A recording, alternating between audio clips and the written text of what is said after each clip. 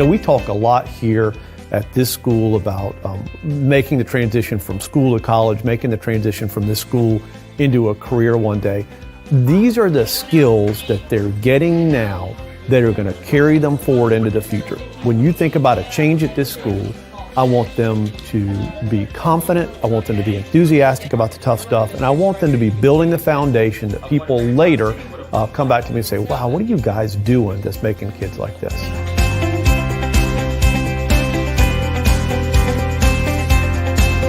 What I always say is getting kids motivated and getting kids holding their attention is like the first thing towards teaching.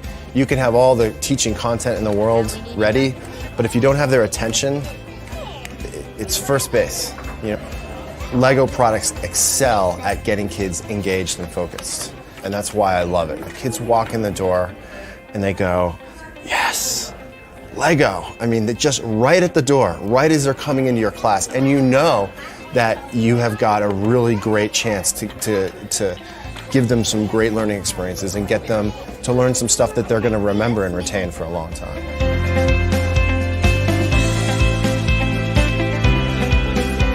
I think our society really underestimates the capabilities of our young students because they're just sponges. They're ready to absorb everything. So when they're actually engaged in hands-on learning, critical thinking and exploration, they all of a sudden not only do they find more success, but they also find out that failure is just a step towards success. The other thing that we've seen is a real boost in confidence and literacy. And that's big nowadays because that's an area where students tend to be a little bit timid.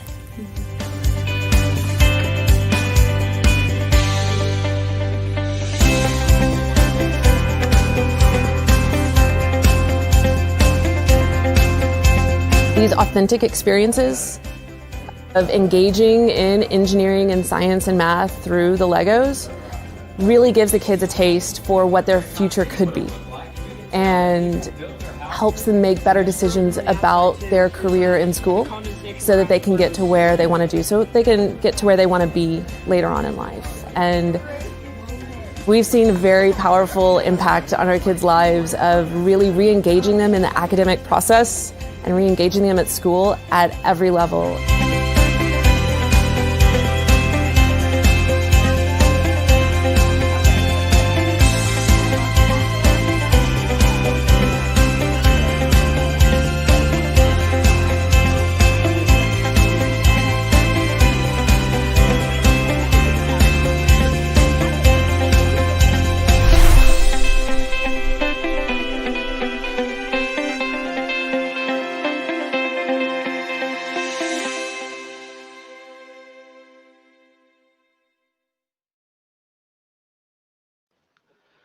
Good morning, Philippines. Welcome again for another Breeding Champion series. And today we will highlight about STEM prepares future needs of our society.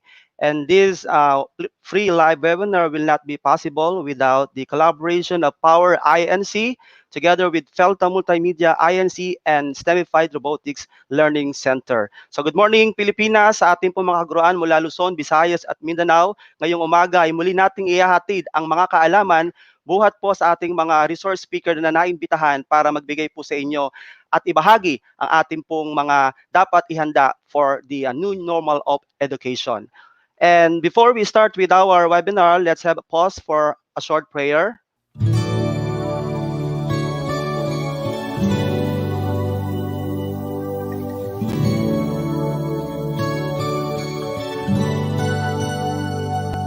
I'm so blessed, my Lord, I can see you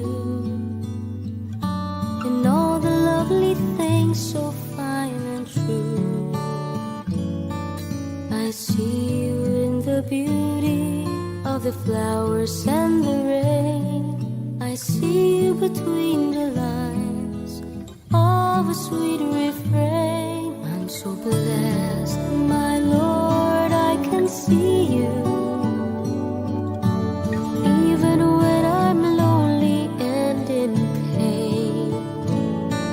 I see you in the beauty of the stars at night.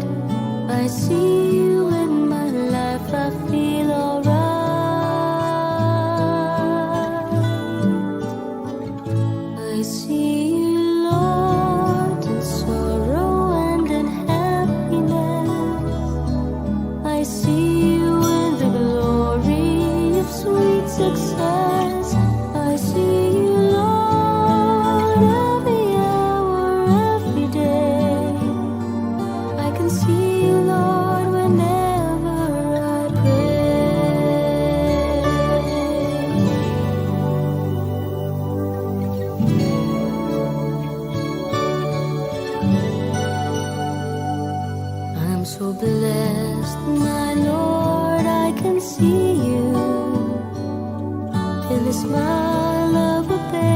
be sweet and true.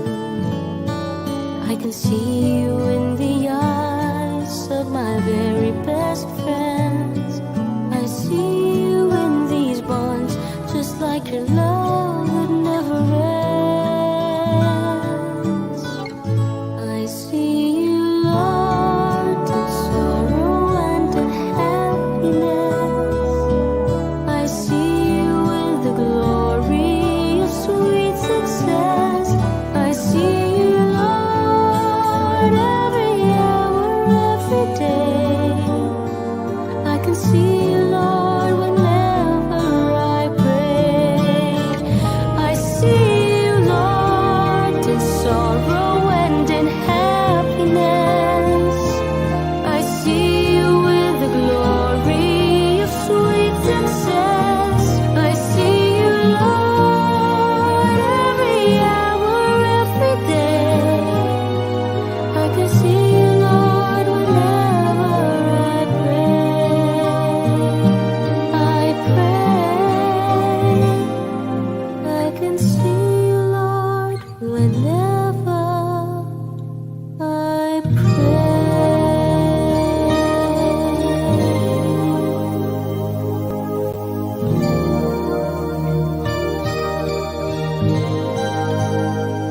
I see you, Lord.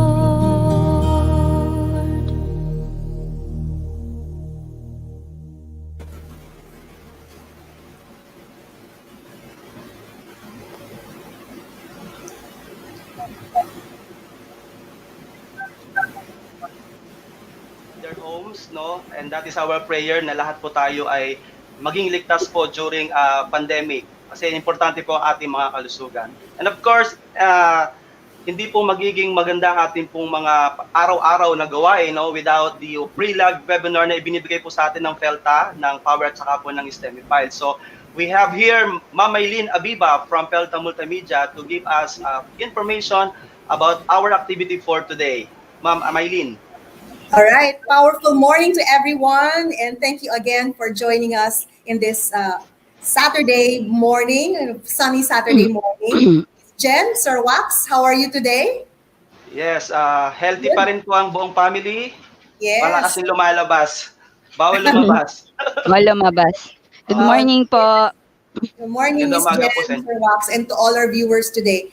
And we would like now to, we'll be talking about Breeding Champions. So it's Series 3 and how we'll prepare the society or the community because of this endeavor that we're doing of Breeding Champions. And let's now call in our speakers. And we have an international roster today. We first call in, ladies first, Dr. Ruby Roan-Cristobal. She's a Chief Science Research Specialist of the Science Education Institute, Department of Science and Technology. She's with us today. Yes, good morning, Dr. Ruby Dr. Ruby. Cristobal. Yes. Good morning. Yes, Good morning, good morning. everyone. And then we also have all the way from Billund, Denmark. Yeah, nako, it's 3 o'clock in the morning. And he's been with us since 2 o'clock, 2:30. Please welcome the Territory Manager for Southeast Asia. We have, for Lego Education, we have Mr. Brian Dam, all the way from Billund, Denmark. Yes, good morning, Brian. Good morning, Welcome. everybody. Thank you very much. Welcome to the Philippines. And Thank let's you. call in welcome to the Philippines. Virtually, you're in the Philippines. And Yeah. let's call in the number one. Oh my gosh, he is really a powerful man with regards to robotics because he is bringing in a lot of accolades for the Philippines all over the world. Let's welcome Dr. Michael Yanga, President of Dr. Yanga's Colleges Incorporated. Good morning to Good everyone. morning, Dr. Yanga. For this opportunity. Yes, Dr. Michael. Yes. Yes. All right. Now we have with us all three speakers, and may we ask each and every one of them to please give a greeting and maybe just a short excerpt of what's in store for them this morning. Let's start with, again, ladies first, Dr. Ruby. Yes, good morning, everyone. I'm glad to be part of this session. And of course, I am from the Department of Science and Technology, Science Education Institute. And we are in partnership with Felta Multimedia in breeding champions in the country, in training our young Filipino children to become STEM professionals someday. This morning, I will be discussing very simple things but very valuable ones with you guys. So there are only two questions that I will have to answer in this discussion forum. First, why do we need to have more scientists, engineers, and other STEM professionals, practitioners for national development? I will walk you through the Global Innovation Index ranking of the Philippines, which recently was announced by, of course, no less than the Secretary of the UST. And the second question that I will answer in my discussion would be, how do we build our human capital in science and technology through STEM education, and that is through the programs and projects of the Science Education Institute. That will be all. Fantastic. Thank you. Great. Wow, we're so excited to hear from Dr. Ruby and all the plans, of course, of SEI-DOST. We're all looking forward to that. And all the way from Billund, Denmark, let's call in Brian Dam from Lego Education. Perfect. Thank you very much, Marlene. Thank you, everybody. A pleasure to be with you here today. I think I'm up 3 o'clock in the morning. The main reason for that is because I truly care. I really want the students to succeed. I really want to see them thrive in the 21st century. So I'm here to talk about Lego education and our take on education, and then how would we like to engage and motivate them? How do we believe we can develop the 21st century skills? And how do we believe that we can build up confidence among students so they can succeed also when they step outside of their school and begin their careers? Thank you so much, Brian. And also thank you for waking up very, very early today. And I hope you can rest again after this show.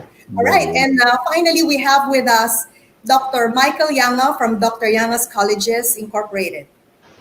Good day to everyone. An inspiring Saturday to all. I'll be here to share our transformative and transformation story from a school of last resort to a center of robotics excellence here in the Philippines. Hopefully, especially now during this time of pandemic, many will be inspired in our humble story here in the Pangilinan-Riel. As a school of last resort, as I have said, and now, modesty aside, as a school that is part of those groups that are giving glory to our nation. Thank you. Thank you, ma'am, again for joining. Thank you, Kel. Thank you so much. Always very humble. You know, Michael has always have a very humble heart and very, I would say, God-fearing. Yes, very God-fearing. Okay, and Miss Jen Sarwax, may we now start? And to start off with our breeding champions, let us give the floor to Miss Jen. Do you have anything that we can add before we start? You're on mute, Miss Jen. Nakamute ka. All right. Yes. So we're all excited also to hear from Miss Jen later on. Yes. Yeah, so today is all about how do we what is the reward after all the efforts we exert in the STEM community, and how do we affect the community, and how do we or our learners benefit from all this stress daw from STEM, but it's not actually stress, it's learning exercise so we can be more productive in the future. I hope that those who are in this who are viewing us right now, especially those who are administrators, will get inspired by of course the story of the Yanga group, ano, kasi they're very successful in this endeavor, and we are always thankful for Lego Education. They don't stop in providing quality education for kids, and not only kids, even for teachers. And we really appreciate Brian. We always bug Brian, and we don't let him sleep. So hopefully we get those insights and connect to the community. That's our goal for today. Thank you, Miss Jen. Also, we're looking forward to learning from you later on. She's part also of our panel of speakers. And let's move on. Let's move forward for our first speaker. Let's view the transformation of Dr. Yanga's Colleges Incorporated.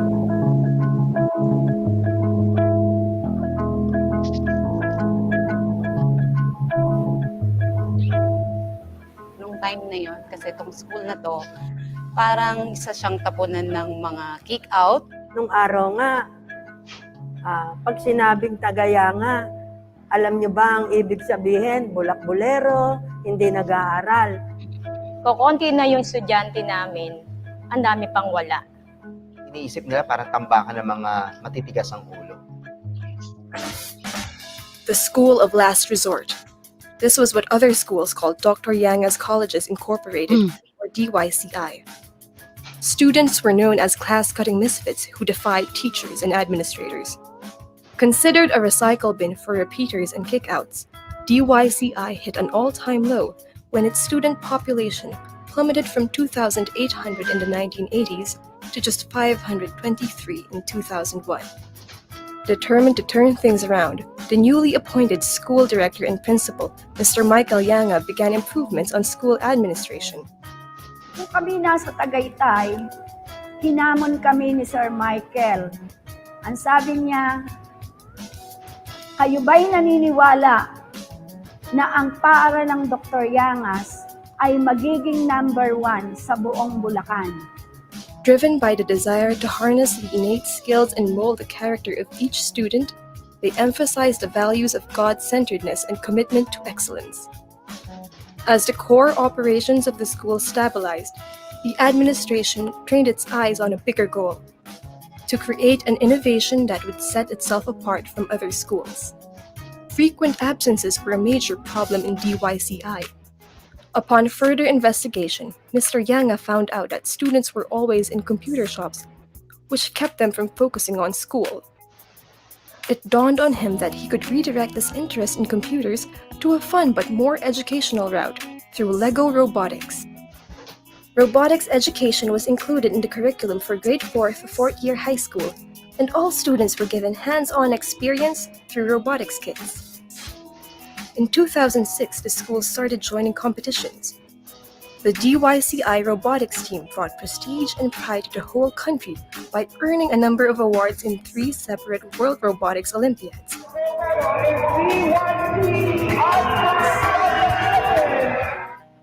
This paved the way for DYCI to be the first ever Robotics Excellence Center in the province of Bulacan. It also led to major changes in the curriculum as teachers used robotics to develop skills in subjects like mathematics, science, technology, and even English. For instance, Mr. Yanga noticed that students had trouble expressing themselves in English, which affected the way they presented their robots. He implemented a year-round English-speaking campaign, complete with awards, recognitions, and a TV broadcasting project that encouraged students to improve their English skills. Two of the things that set DYCI students apart from others were their values and attitudes. DYCI taught me that a successful person not solely depends on one's physical attributes, mental capacities, or even the social world where he or she belongs, but most importantly, the inner being that drives you to serve God. Not wishing to exclude anyone, DYCI decided to use the term God-centered so that all students, whether they were Catholic, Protestant, Iglesia ni Cristo, or otherwise, could relate to and engage in the spiritual activities conducted by the school. At dahil sa kanilang formation, unti-unti nagiging malawak ang pangunawa ng mga bata, hindi lamang sa kanilang pananampalataya, kundi sa kanila ring pakikitungo sa kanilang kapwa mag-aaral, sa kanilang pamilya, at sa kanilang komunidad. The strength of its curriculum and spiritual formation propelled DYCI to greater heights. The school that was once considered a recycle bin for repeaters and kickouts had become a source of national pride and inspiration. Now the biggest private school in Bulacan, with 2,250 students, it lives by the motto, more than a school, a family. Together as a family, members of DYCI continue to push the envelope, proving that even a school of last resort can make it to the top.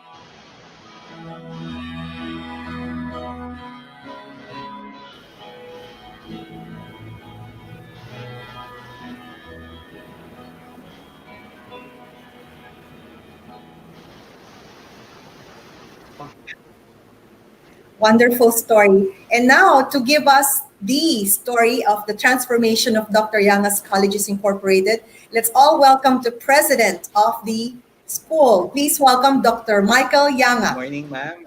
Good morning, everyone. To all those who are watching, I am here to share with you the transformation story of Dr. Yanga's Colleges Incorporated, aside how it became now one of the leading schools in robotics in the Philippines. You know, especially now during this pandemic time, we really need a lot of stories of hope. And hopefully, I can share in that aspect that we can be a source of hope, optimism.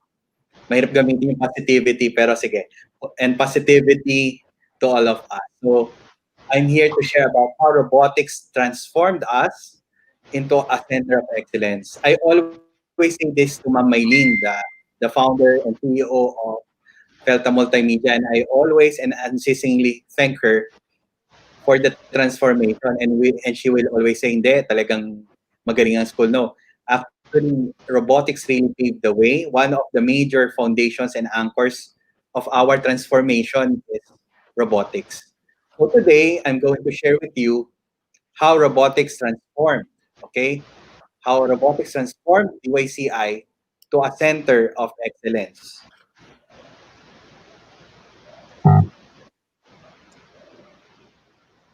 Okay.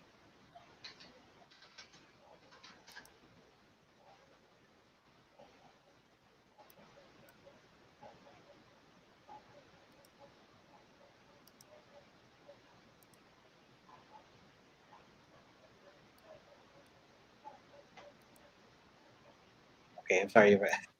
Okay.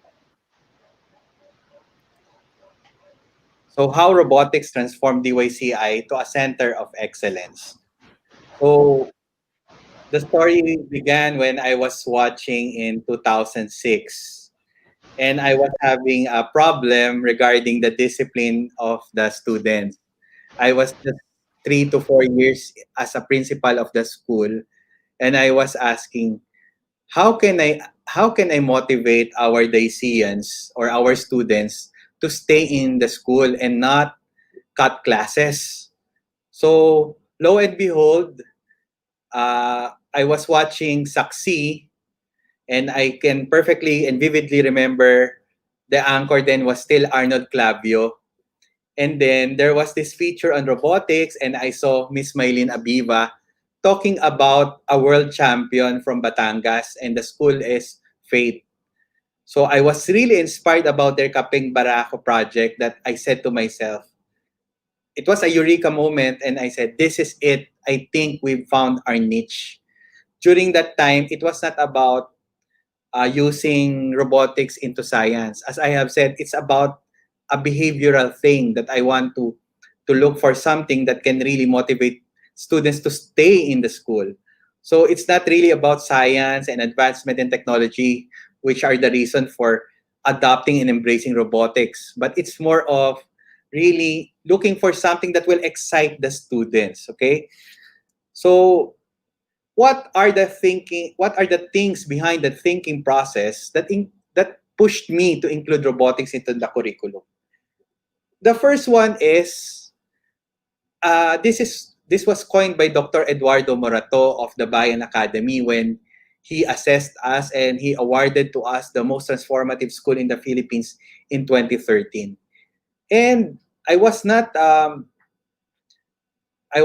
aware that we have been doing this through the years, but now I have embraced this fact that maybe one of the best secrets of DYCI, or one of the things that we really are good at, is we start where the students are. What does this mean? We have a strong value of empathy for our students. We empathize with our students. We put ourselves in the shoes, in the place of our students. So when I heard about robotics, because I'm also such a person who loves technology, when I heard about Lego Robotics of Felta, I was really excited. So I asked myself and I imagined, what if I'm a kid now? What if I'm a student of DYCI? What will I feel? So definitely one of those feelings that will be triggered is curiosity. Bago kasi, millennials and kids love something new. So that will spur attention and interest from the students. That's one. Number two, if I am a student now, it will create a lot of excitement, especially for a school that has been branded as a school of last resort. If you're going to have robotics at DYCI, imagine that means the administration, the teachers, and the whole community of DYCI, if I'm the student, will really feel valued. That the school is valuing me because they are introducing new innovations into the school. So it will excite me. Number three is related to the second point of excitement. It will convince the students that we are serious about improving our academic program. As I have said, if you have that brand of being a school of last resort, imagine if you're going to have a school that will be innovating and will be trailblazing robotics in Bulacan, the first ever school. So those are the things that are in my mind, no? Second, as I have said, as I have shared, the reason why I initially embraced robotics is it's a solution to discipline concerns. During the time, so many guys, so many boys cut classes. During our first 3-4 years, there are a lot of students who really cut classes, so do not like to go to classes. So I said, kung magkakaroon tayo ng ganitong strategy, magkakaroon tayo ng isang exciting na project and subject which is really outcome-based, then maybe I can lessen the problems about behavioral concerns and issues. And yes, it did. And yes, that's the good news. Another thing is, number three is, it revolutionized science. Interest became so much about science. And it really led to a rebirth of science. You know, the name of our school is Dr. Yanga's Colleges. Oh, incidentally, commercial muna, no? I'm not yet doctor, okay? I'm not yet a doctor. I'm about to finish it. So, hindi pa po ako doctor. Pero yung school po namin ay pangalan ay Dr. Yanga's Colleges Incorporated. And, you know, my sisters are 2 doctors. My brother is a doctor in philosophy. My father is a doctor also who have 300 researches, especially in genetics. My mother is a doctor also, and my grandfather is really a lover of knowledge. He was also a doctor. They all love science.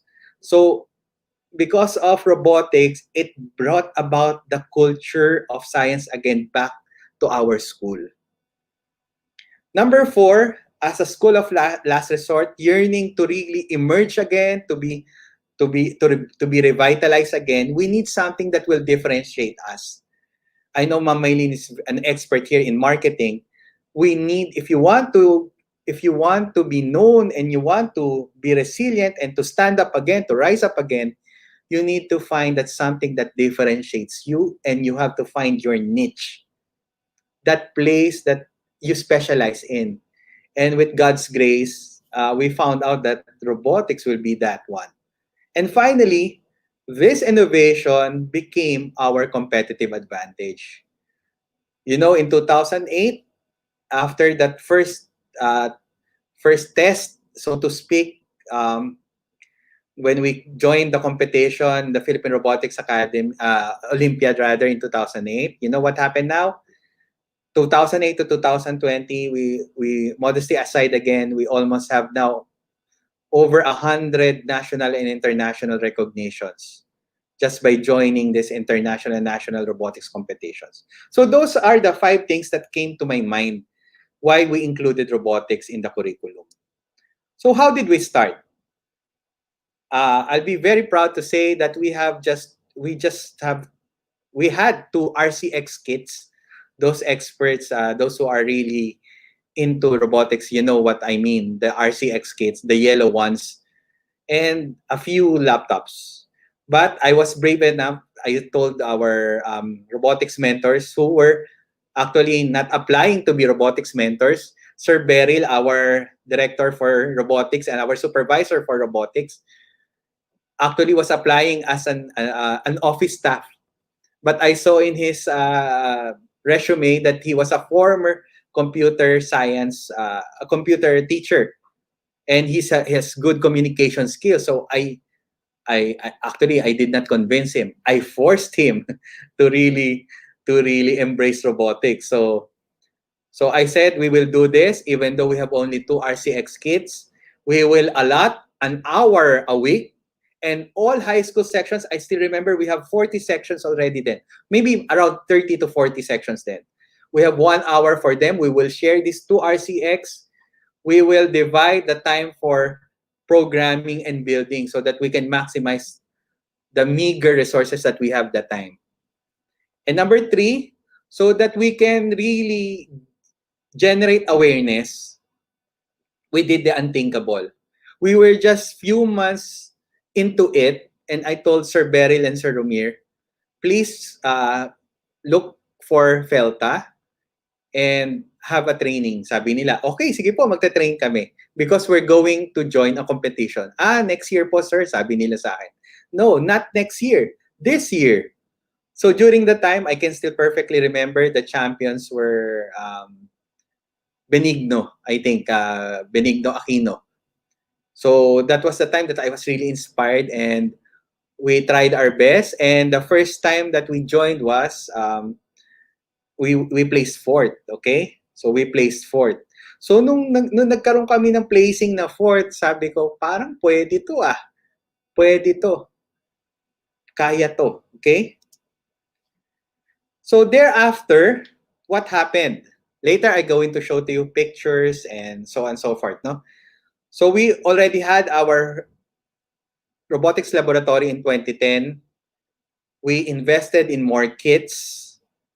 We became more active in national, international competitions. And modesty aside again, we became a school for benchmarking of different schools around the Philippines and even experts from Lego Denmark. So it's really great to see people from prestigious schools here in the Philippines, La Salle Sobel, Claret, and other schools from Luzon, Visayas, coming here, benchmarking the school, and even icons like Sir Gerard Anderson, Sir Lee Magpili coming to DYCI, and to top it all, last 2019, our beloved dear Vice President Lenny Robredo even visited us. 5th, it became the first center of robotics excellence in August 2012 in the Philippines. In 2019, we also, because of the tribute given to us by Ma'am Maylene Abiba after gaining numerous recognitions in the international arena, we were given the first ever Robotics Achievers Academy title in the whole Philippines. And as I have said, we have gained almost 100 national and international titles with 3 world titles. So what are the insights? How did we achieve this? In maybe the transformation happened in 3 to 4 years because of robotics. Number 1, again, I go back to that motto that we have to start where the students are. What will excite? Don't look at robotics as just to improve science. Because there are a lot of things that can improve science. A nice laboratory, a nice gadget, so on and so forth. But what can robotics bring? You have to realize that robotics bring a lot of imaginations, a lot of things that happen inside the hearts and minds of students. So we have to empathize with students and really imagine what they're imagining. So by introducing robotics, we are making tinkering with computers cool. So yung mga nagka-Counter-Strike dati, mas lalong naging magaling. Isa po sa mga magaling naming mga robotics na members is Lemuel Francisco. Okay? I can perfectly remember. Isa siya sa mga grabe maglaro ng mga gamer yan dati. And now, you know what? He became part of robotics, and now he's one of the best go-to programmers of DYCI. He works in Manila, but he still serves the school. Ngayon, na-transform yung kanyang hilig, no? Number 2, another insight is, when you want to start robotics, you market it to students with top management as spokespersons. Okay?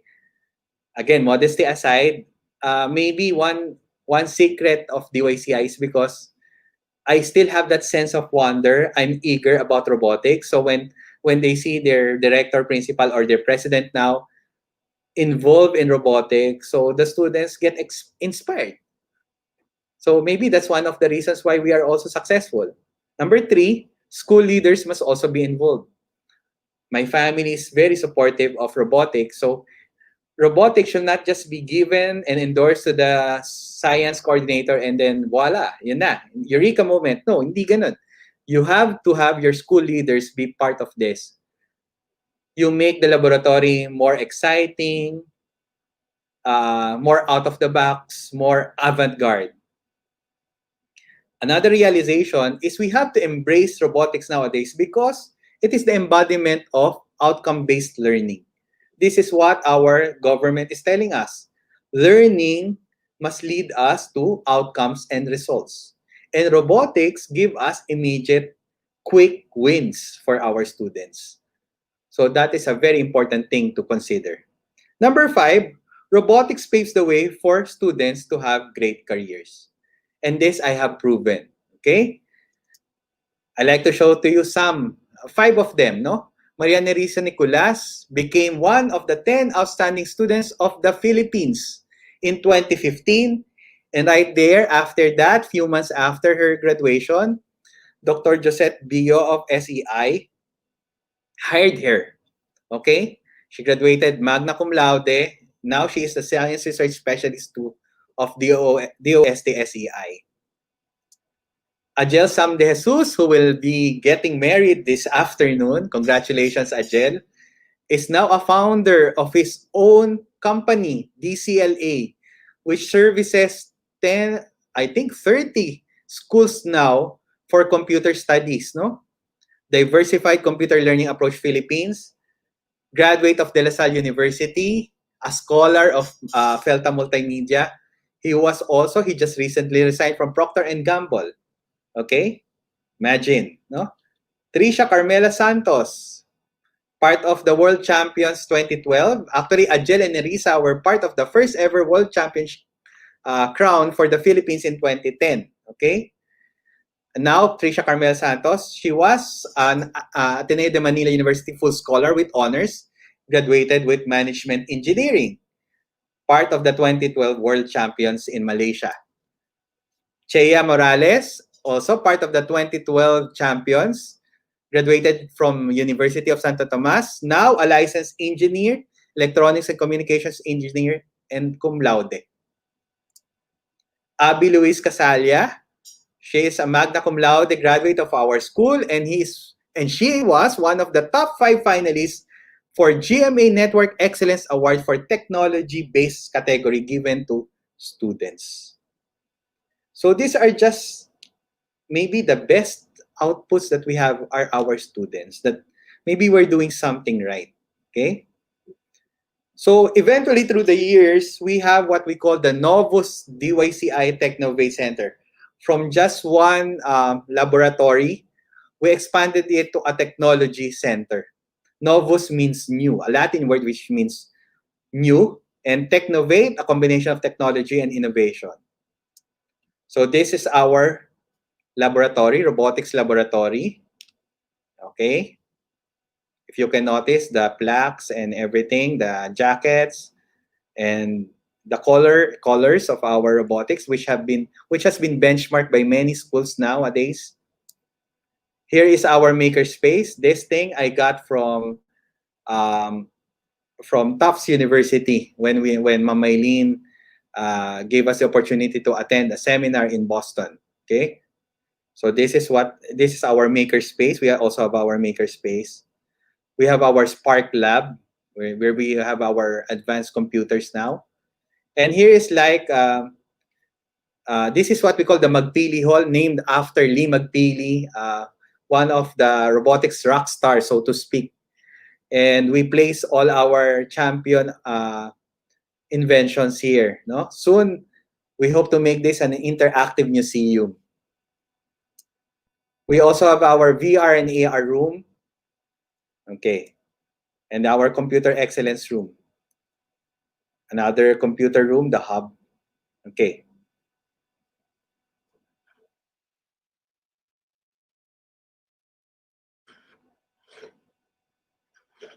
behind. Okay, so that's the story of DYCI. So maybe it's a story of everyone being part of the community in building robotics. That's why maybe that's the success. That's the reason for success. We have this culture of family, and as a family, it doesn't just stop in building projects. What's more important is we build the characters of the people behind the builders of the innovations that we do. If there's something that I'm very proud of, these robotics people, these young people, you can all be proud of them. They are really excelling, not only in academics, but most especially in being good and ethical leaders, young leaders, good and ethical people. Okay? So the peak of our journey was when the Vice President Leni Robredo came to DYCI. I would like to show and share with all of you this video. When she visited us, she promised, when we had our courtesy call, she said to me and Ma'am Maylene, I want to visit your school because it seems that you have been winning in robotics. So I thought those were just kind words, but no, she's really a person of integrity. And 2 months after, she went to DYCI. And I would like to share this video with you. For a school that is not well known in the entire country, parang you have accomplished so much more than what the other schools have accomplished. And I was curious what the reasons behind parang the awards that you have been getting. Nung pumunta, I made the right decision. Sinabihan ko sina sir nung pumunta sila na gusto kong bumisita sa school nyo.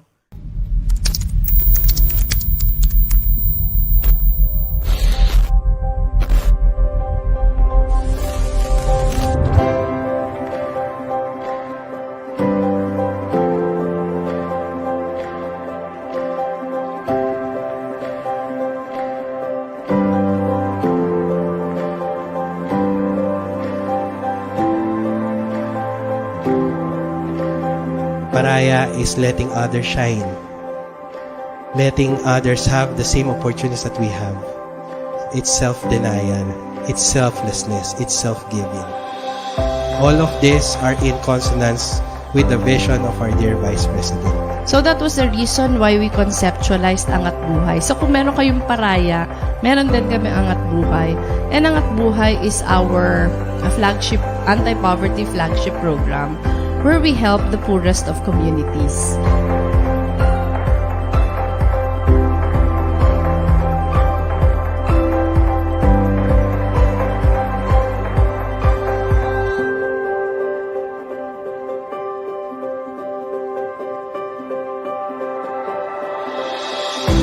No matter how small, diba? No matter how diba, parang how quietly you have been working all these years. If you put your heart on something, talagang nagbubunga yon.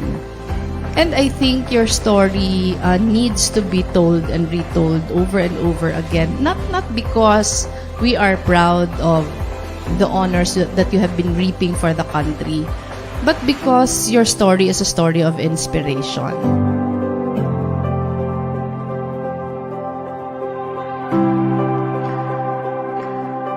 We aspire to be servant leaders who will make ourselves last and excel to elevate others. It is because of the inspiration you give that we strive to likewise inspire for the next generation, for our fellow men, for the nation, because of the great Creator.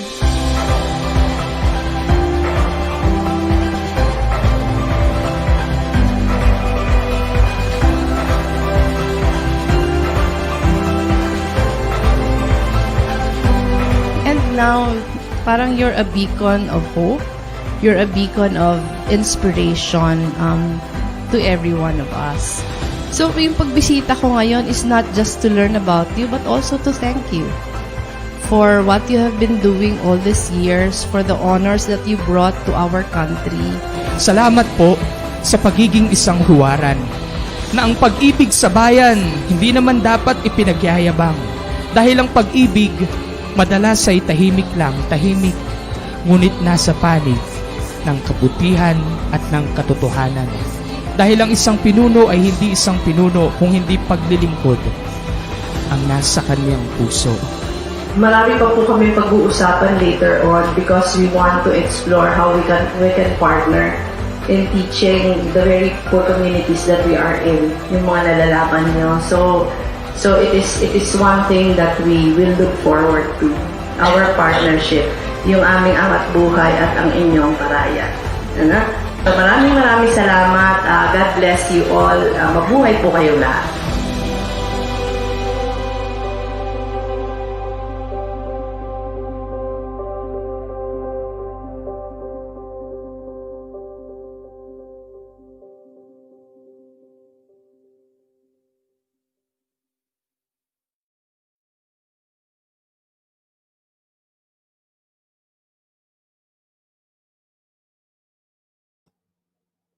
So that's it. So I hope in this story that we have, hopefully many were inspired by our transformation story because largely of robotics. Thank you very much, everyone, and may God Okay, bless. congratulations, Dr. Yanga. No, the video that was shown earlier is a proof that Dr. Yanga's college's INC from Bulacan is an excellent school, no, in the country, and we are proud that the Vice President of our country visited Dr. Yanga to recognize their effort for our country. So congratulations, Dr. Yanga. Thank you very much for having you with us today. And I believe we encourage all our students, if you are interested to enroll at Dr. Yanga's INC in Bulacan, you are very, very much welcome.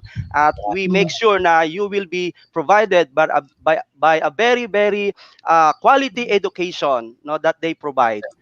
Thank you, Dr. Yanga. Congratulations. Sir, thank you, Thank you, sir. So I remember in 2008, no, Sir Wax, yung Dr. Yanga's booth katabi nung sa akin. So I was looking at the people working and Trisha and Cheya, who were mentioned earlier by Dr. Yanga, is kasama namin sa Malaysia in 2012. So I'm so proud of the girls. There were 3 girls back then, and sabi ko, I hope that my students would be acting and working the way how diligently those ladies were working. So thank you po kay Sir Michael kasi the team got my team inspired. So hopefully yung ibang mga teams na inspired din. Okay? Yes. Congratulations. Okay, so I think we need to move forward for our next speaker for today. But before that, let's watch this.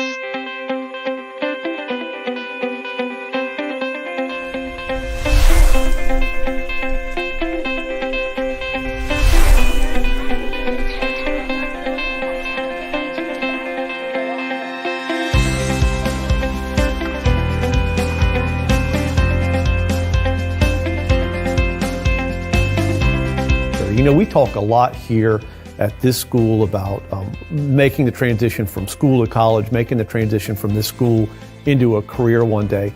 These are the skills that they're getting now that are going to carry them forward into the future. When you think about a change at this school, I want them to be confident, I want them to be enthusiastic about the tough stuff, and I want them to be building the foundation that people later come back to me and say, wow, what are you guys doing that's making kids like this?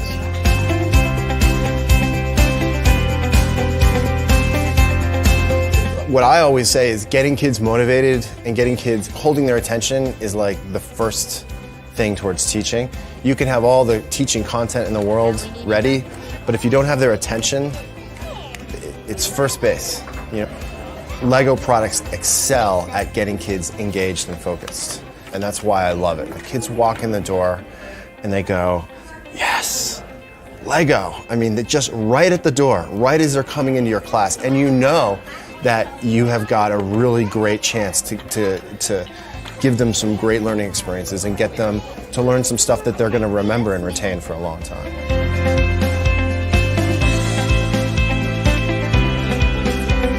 think our society really underestimates the capabilities of our young students because they're just sponges. They're ready to absorb everything. So when they're actually engaged in hands-on learning, critical thinking, and exploration, they all of a sudden not only do they find more success, but they also find out that failure is just a step towards success. The other thing that we've seen is a real boost in confidence and literacy. And that's big nowadays because that's an area where students tend to be a little bit timid.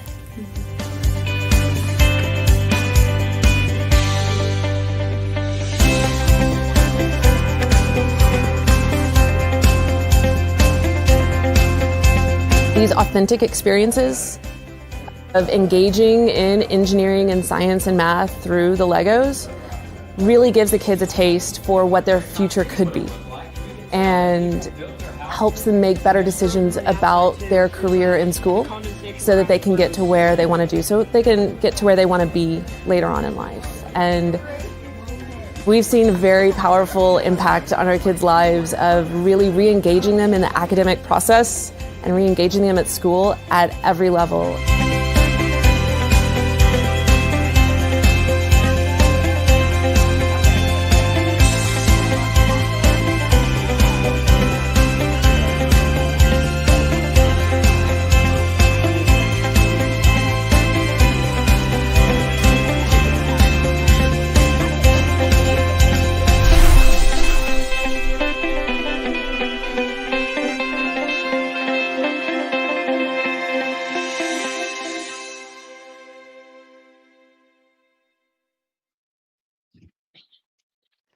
Okay, so that was Lego education.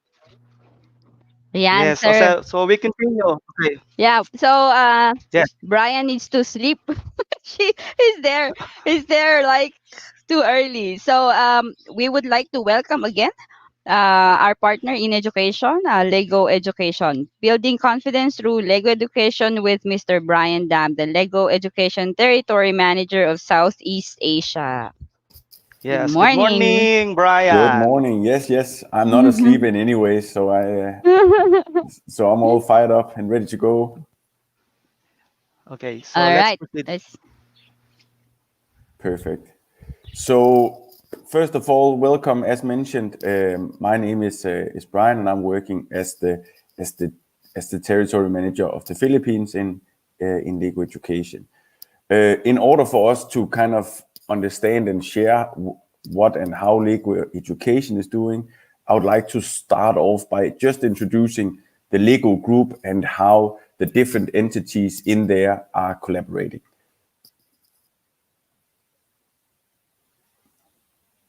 So the Lego Group is a Danish family-owned company.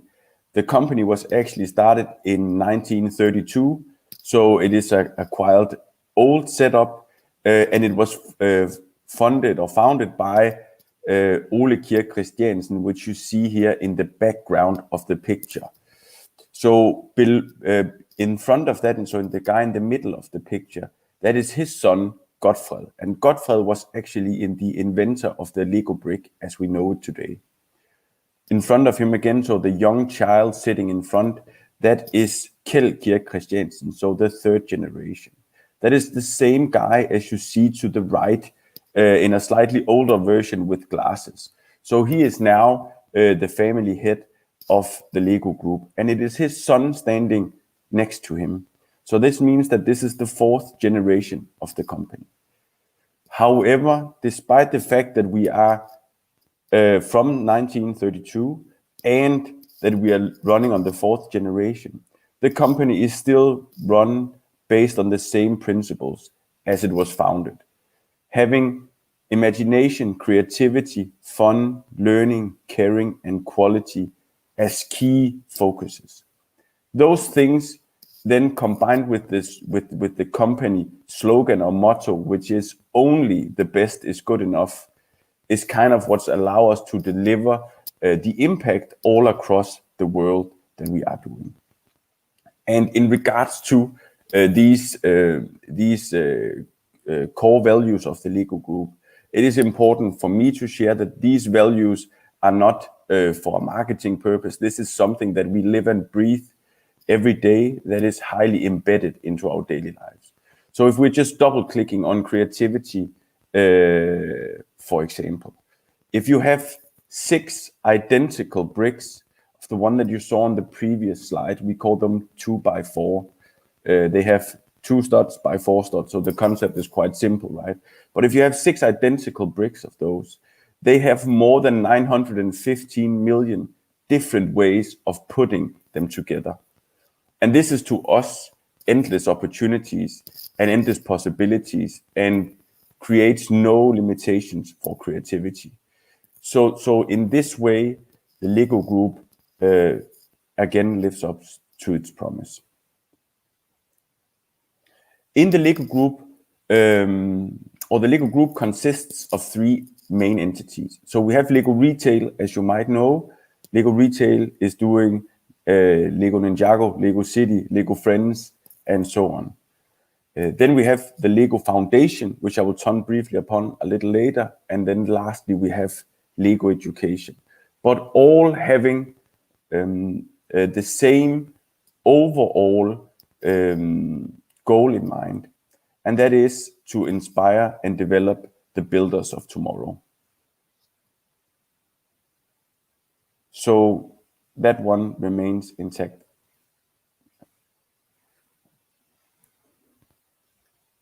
So just double clicking quickly on the Lego Foundation. So the Lego Foundation usually or spend the majority of resources on 2 activities.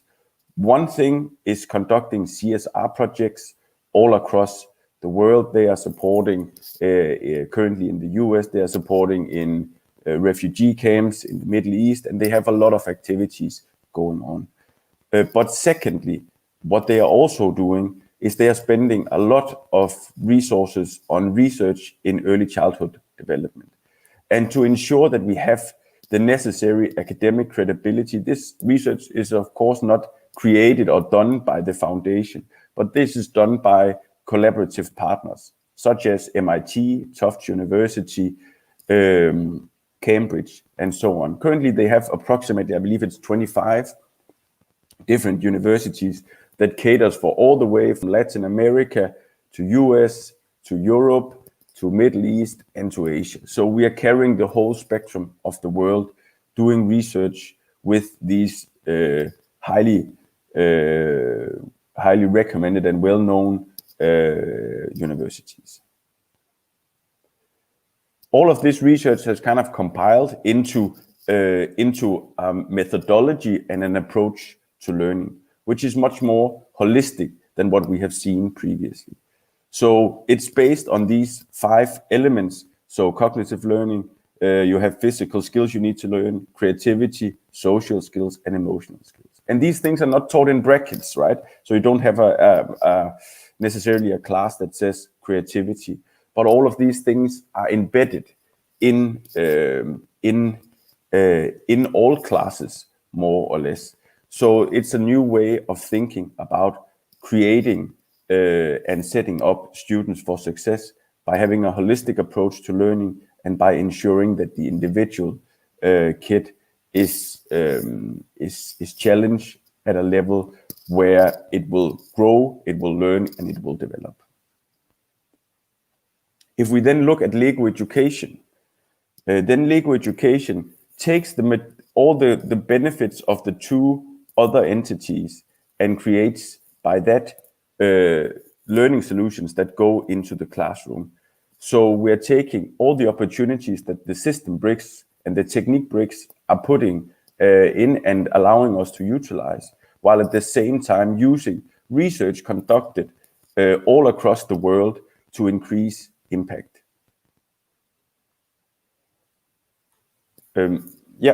So currently, and I do hope you can see the slide here, currently, it was actually done yesterday. I Googled, school makes me feel depressed.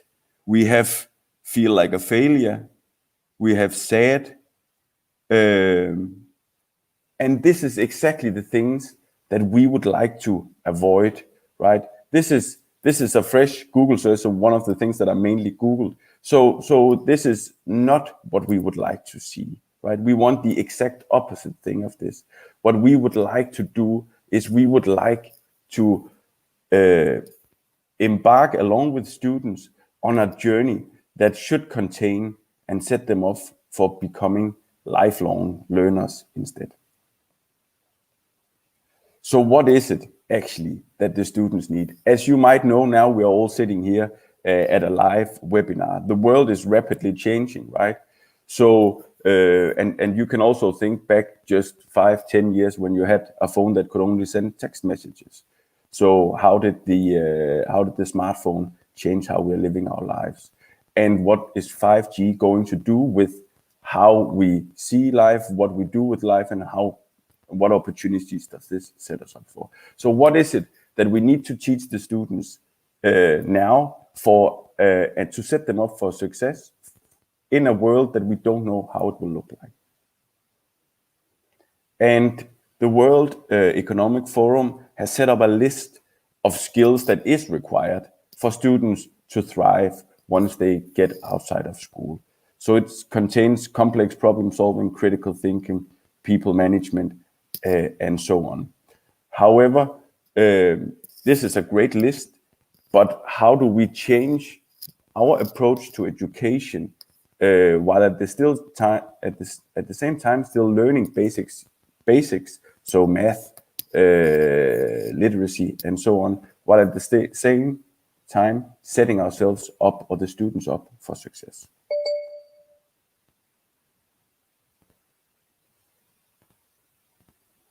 So in Lego education, what we three of the main carrying pillars that we are focusing on is to create engagement and motivation for all students. So this means that we are not only for boys, so it's for girls as well. So we would like to make sure that everybody is included and a part of the journey. Secondly, we are focusing heavily on open-ended learning. And I'll touch a little bit more on that later. And the last thing that we find extremely important is to ensure that we are constantly building confidence, and by that allowing students to capture the world, to have the courage to be innovative, to be entrepreneurs, and so on. And I'll touch a little bit upon that a little later. So just going back to the engagement and motivation. So Lego Education has been for a long time collaborating with MIT, and sadly he passed away a couple of years ago, but this is one of my favorite quotes from Seymour Papert. Children learn best when they are actively engaged in constructing something that has a personal meaning to them, be it a poem, a robot, a sandcastle, or a computer program. And this is exactly the methodology that is applied to all Lego education solutions. We take the standing point in the students, ensuring that it has a relevance for them, and at the same time making it an engaging activity, because this has proven to be one of the most important ingredients in ensuring that the learning sticks with the students. This was actually very well illustrated by Dr. Yanga just a few minutes ago. Secondly, we are focusing a lot on open-ended learning. So here's a very, very simple math question that I hope that you can all answer to. So this question is quite straightforward, right? 2 + 2. All students will most likely be able to answer, yes, that is 4. However, this is a closed question. What we would like to do is to swap this around, and by that, changing the approach and the learning style in the classrooms. So what is 4 equal to? This is an open-ended question, which allows us to both target the students at various levels, right? So students who are not great with math can easily do it, but also students who excel in math can actually be challenged by a quite simple question. So in that regards, ensuring that we are asking open-ended questions to cater for innovation, to build up confidence and also to ensure creativity. The last ingredients I would talk about today is how we are building confidence. So confidence is about the approach to failure. And that was illustrated also very well in the previous presentation, because you are not sure about winning the first time you are participating in a competition, in an exam, or in a lot of things when you're doing whatever. So you need to change that approach. And this is also how we are changing the first slide that I shared with how, with Google saying, how does school make me feel? It makes me feel sad, anxiety, all those negative loaded sentences. Because if we are in an area or we are in a setting where failure is a natural part of learning, then we have the courage to say, yes, I failed, that's fine, but I also know in which areas I believe I should improve, right? And this is where the real learning happens, the hard learning, the hard fun, and this is where you truly develop your students. So we carried out, or Harris Poll carried out a survey which included approximately 5,000 students, 5,000 parents, and 1,100 teachers in 5 different countries. And those, the findings there were actually quite drastic. So we have in the research that 76% of teachers say anxiety and lack of confidence hinders learning among students. And students are saying, so every second student, more than every second student is saying, trying new things at schools makes me nervous. And in a school setting, that's of course not great. But once you are then going out to get a real job or starting a career path, then every task you will be doing will be new, right? And that if you have to be nervous every time, then it is not beneficial for you or the company you're working at. Hands-on learning comes in as a critical tool for this, for rebuilding or building confidence at school. So it is shown here by students, teachers, and parents that students believe that they simply remember for a longer period of time through their hands doing hands-on projects.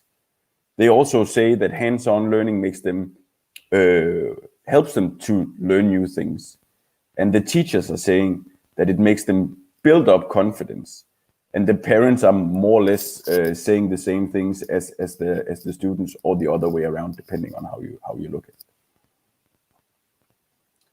So just to summarize and to capture, so Lego Education is trying to take the best part of the Lego Foundation, creating solutions that are that have a different approach to learning, that is setting up and developing the 21st century skills amongst our students by utilizing all the great opportunities and the creativity and the playful experiences that comes along with the learning breaks. So utilizing them as manipulatives in the classroom, just as the great example from Dr. Yanga just a few minutes ago, as I said.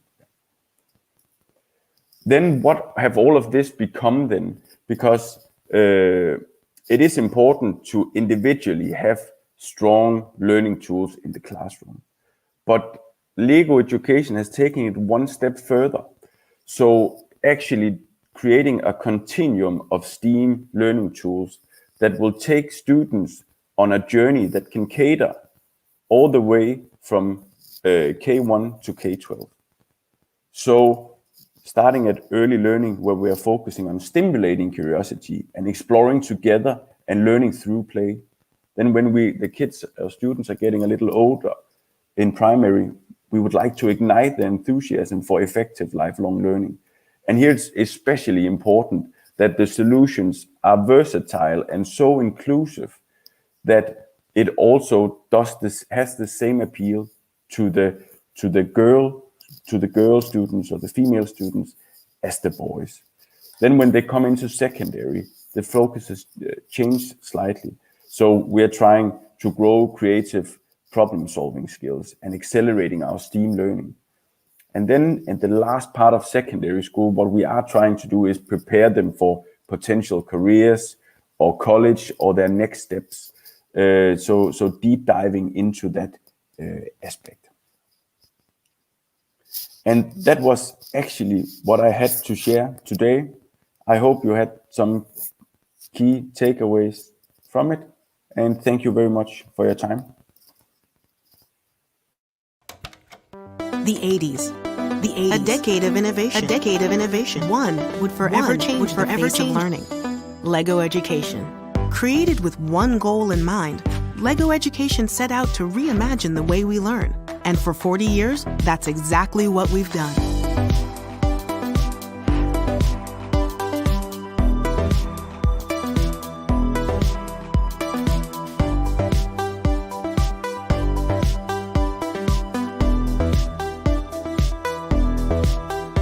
In our earliest days, we pioneered the advancement of STEAM learning before it even had a name, helping lay the foundation for understanding complex concepts.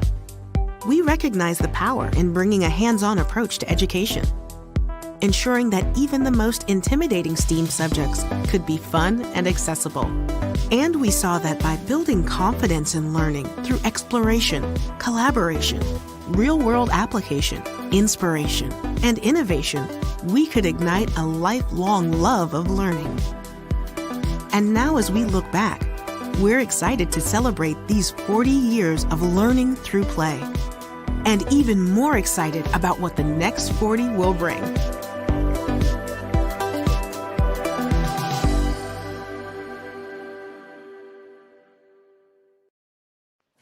So again, that was Lego Education. Thank you very much, Mr. Brian Dam, the territory manager from Lego Education Southeast Asia. And Okay. we'll I know that googled the same thing, no, Brian. I was so I don't know how to feel, but I was scared because while you were discussing and I was listening, I actually went to my Google Classroom and actually asked my kids, "How are you feeling today?" Because I was like thinking about, was I stressing them? Because that's well, everybody's stressed, even the teachers. They don't even sleep at all at this point because of the work from home and the online demands. And I was as you were as and then so after that slide, you were saying, okay, so this is what Lego does. And now I checked, what does Lego make me feel? Because I was curious, because you said what does school make me feel, and then I looked up what does Lego make me feel, because I know what Lego makes me feel. And one of the best thing I saw at a website is Lego are just bricks, but you'll probably notice that there is this action when two Lego bricks come together, a feeling exponentially better than popping sheets of bubble wrap. They actually, that's how it feels. Like, you know, the joy of popping bubble wraps, like you actually press them, it's like, oh my gosh, they snap together and it fits. Because as builders, not everybody can relate. You know, not everybody can relate because not everyone got the chance to get a hold of the product. And I've been having it since when. And every time that a brick would fit into the space, and there's no need for, because sometimes you can't escape the fact that you have to cut some parts, and if you don't cut a part just to make it work, and that's like the eureka moment. It's like, oh my gosh, it worked and it fits, and just like what the author said, it's better, exponentially better than popping a bubble wrap. And it's like, I have not I'm heard that so one excited. before. Yeah, and quite then and that nice. makes, yeah, it's nice. It's a nice feeling that we're making a difference. And I am actually interested, since I work with New Mexico also, and I saw the Lego project. And I was thinking the same thing for my Native American kids and those who in the special ed, because every time we have Lego sessions, the special ed students would ask to be part of it, and that really helps make a difference. And I salute Lego for doing all kinds of innovations.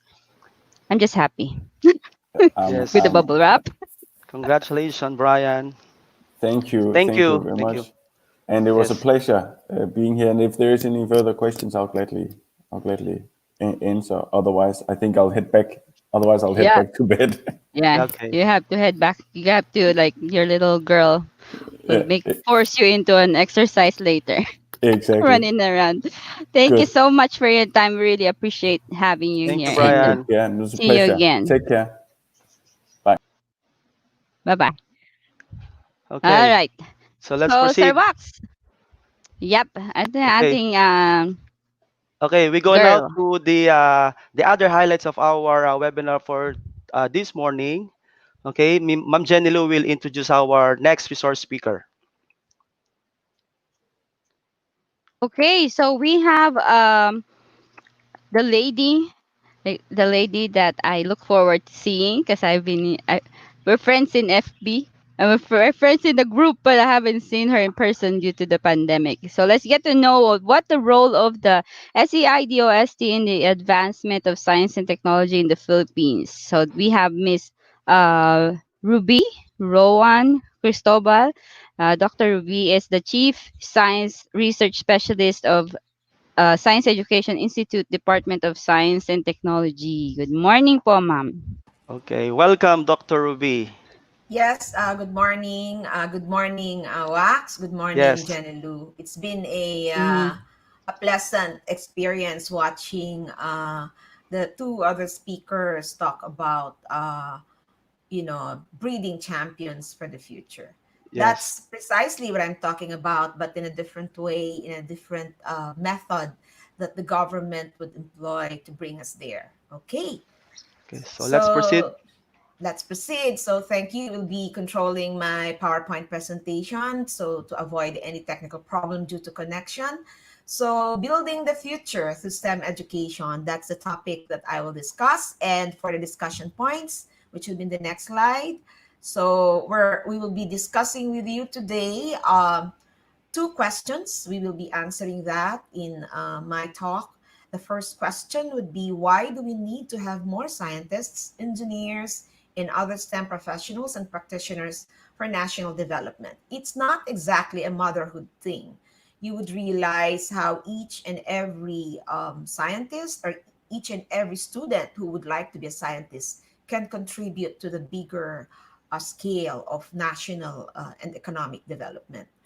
The next question that I will tackle will be, how do we build our human capital in science and technology? So to be able to provide more scientists and engineers and other STEM professionals for development, we need to invest in the human capital or our human resources in education. So how do we just do that in DOST and at the Science Education Institute? I'll be discussing very briefly because we have a very complicated and a number of scholarship programs. So I can just walk you through the undergraduate and graduate science and technology scholarships of the Department of Science and Technology. And I will also walk you through the teacher training and innovations programs for the development of our STEM education.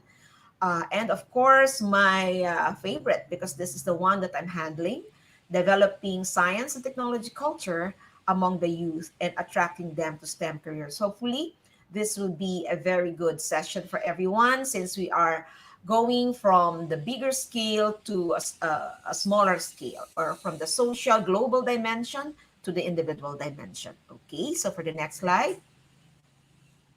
I just want to give you the context of how science, technology, and innovation contribute to national development. Well, I have to follow this phrase because this is our Bible in the government. This is what we follow in every year that we implement our programs as approved by the Department of Budget and Management, the Congress, the Senate, and of course the President. Advancing science, technology, and innovation, commonly called STI nowadays in the country, through increased use of scientific and technological breakthroughs, will institutionalize improvements in production, health, education, energy, and infrastructure systems, among others. So you can see how science, technology, and innovation would be able to permeate all aspects of our development, from production, which means the industry, health, that includes government, that includes our health sector, the hospitals, and even our research institutions. Education would be the schools and the universities, energy again for industry, energy for production and infrastructure systems. That is what SEI directly contribute to, okay? And of course, improvement in these areas of production, health, education, energy, and infrastructure, and other sectors contribute to social and economic development. Yung output nila are what we use to probably provide for our social development, for our society, for those who would have less, and of course, for those in the government to run the operations, and for economic development. So we can further finance all the services that we should be providing to our people. Okay, so next slide. I'd like to walk you through the result of the latest Global Innovation Index study, which is being coordinated by the World Intellectual Property Organization. What you see there at the Global Innovation Index 2020 is the rise of the Philippines from the rank of 100, I think that was in 2014, to rank 50 now in 2020. Okay, so you can see that despite what we are feeling right now, we are doing good. Actually, we are doing better. That is not a political statement. That is a fact that I am saying. From 100 to number 50 for this year, there are 131 countries or 131 economies that were evaluated under the GII. So from number 54, that's a lower rank in 2019, we are now on the 50th rank. So this is a very good news because we at the DOST would like to believe that we contributed there. Okay, what you see in the next picture is, of course, how we are faring in terms of the lower income economies. Out of 29 low income group, lower income economies, we are in, can you see it there? Where's the Philippines? Where's the Philippines? It's Low number income? four. It's number 4. It's number 4. We are in the 4th among 29 low-income economies. Okay, so I'd like to have the next slide because I'd like to point out that this is well documented. So in the GII 2020 report, which has just been released, this is what it says. The Philippines 50th increases its ranking by 4 positions and enters the top 50 for the first time. It improved in both innovation sub-indices, but does it more notably in the innovation input sub-index, 70th up by 6, and the Philippines improves the most in market sophistication. So we are very good in marketing our products and being able to sell them with higher rankings in investments. So we are attracting a lot of local and probably foreign investors, derived mainly by an improved ranking in the indicator ease of protecting minority investors, which means the small businesses. We're good at that. At the sub-pillar level, strengths for the Philippines are in trade, competition, and market scale. So you can see constantly we are good in selling our products. Knowledge absorption, we are at 7th, and knowledge diffusion, we are at 8th. So you can see that somehow it tells us that we can be good if given the right opportunities. Our people can be very intelligent, can use knowledge, and can really improve the economy. Okay? Our next slide, please, is about, that is just about our ranking, just to show you how we are really doing in the GII. And it is something that we are very proud of because not everyone would get that increase in ranking in just 6 years. Okay, so that's documented. I hope you can download the report so you can read it more and see how we are improving. Next slide would show you the top R&D spending sectors as share of global top R&D spenders from 2018 to 2019. So makikita nyo where the investments are. Okay, in terms of research and development, okay, hindi pa to negosyo, ha? So this is where most of our financing would go in terms of the global scale. So the first would be, with the biggest spending, would be the ICT hardware and electronic equipment. So that's where R&D would go in developing the hardware and electronic equipment for computing. So maybe that you can see that later on, that's why many students would like to be in IT, not just because they like doing it, but because they know that it is a very in-demand area of study or field. Then the next one is pharmaceuticals and biotechnology. So that's where most of the spending would be because there is a demand in the market, right? And the next one is on automobiles. We know that because there are many other countries which invest in developing products in the car industry, in the motor vehicles, and other related industries. So those are the top three R&D spending sectors as share of the global top R&D spenders. So that is a global survey that was done by the WIPO. Okay, so we get to the next. So let's go to the Philippines. The next slide would show you where our R&D financing would go as far as the government is concerned. There are 4 programs that are being funded right now. These are the big ticket programs of the Department of Science and Technology. We call it the DOST Science for Change program. The 4 projects are NICER, RD Lead, Cradle, and BIST or BIST. So NICER stands for Niche Centers in the Regions, or for R&D, where we develop R&D centers, not just in Metro Manila. So we get to cascade our capability and our resources down to the regions because we believe that there are institutions like universities in the regions that can be developed so these technologies can better fit their communities. R&D leadership or R&D lead program engage R&D experts to lead in strengthening the research capabilities of the higher education institutions. So we would like to develop, of course, our higher education institutions in terms of their capability to do research. Because in the R&D survey that we did in the past, most universities who would be delivering R&D as OECD would define it would be those that are in the urbanized areas. We would like to capacitate our human resources in the universities to do research. Cradle would be about a synergy between academic institutions and the industry. So, you know, students who are doing their studies can practice on the floor through the industry partnership. So you don't just do it as an OJT, you really get academic courses and requirements done while in the workshop floors. That's very good, especially for the engineering students, IT students, and all those who would require real world experience and skills.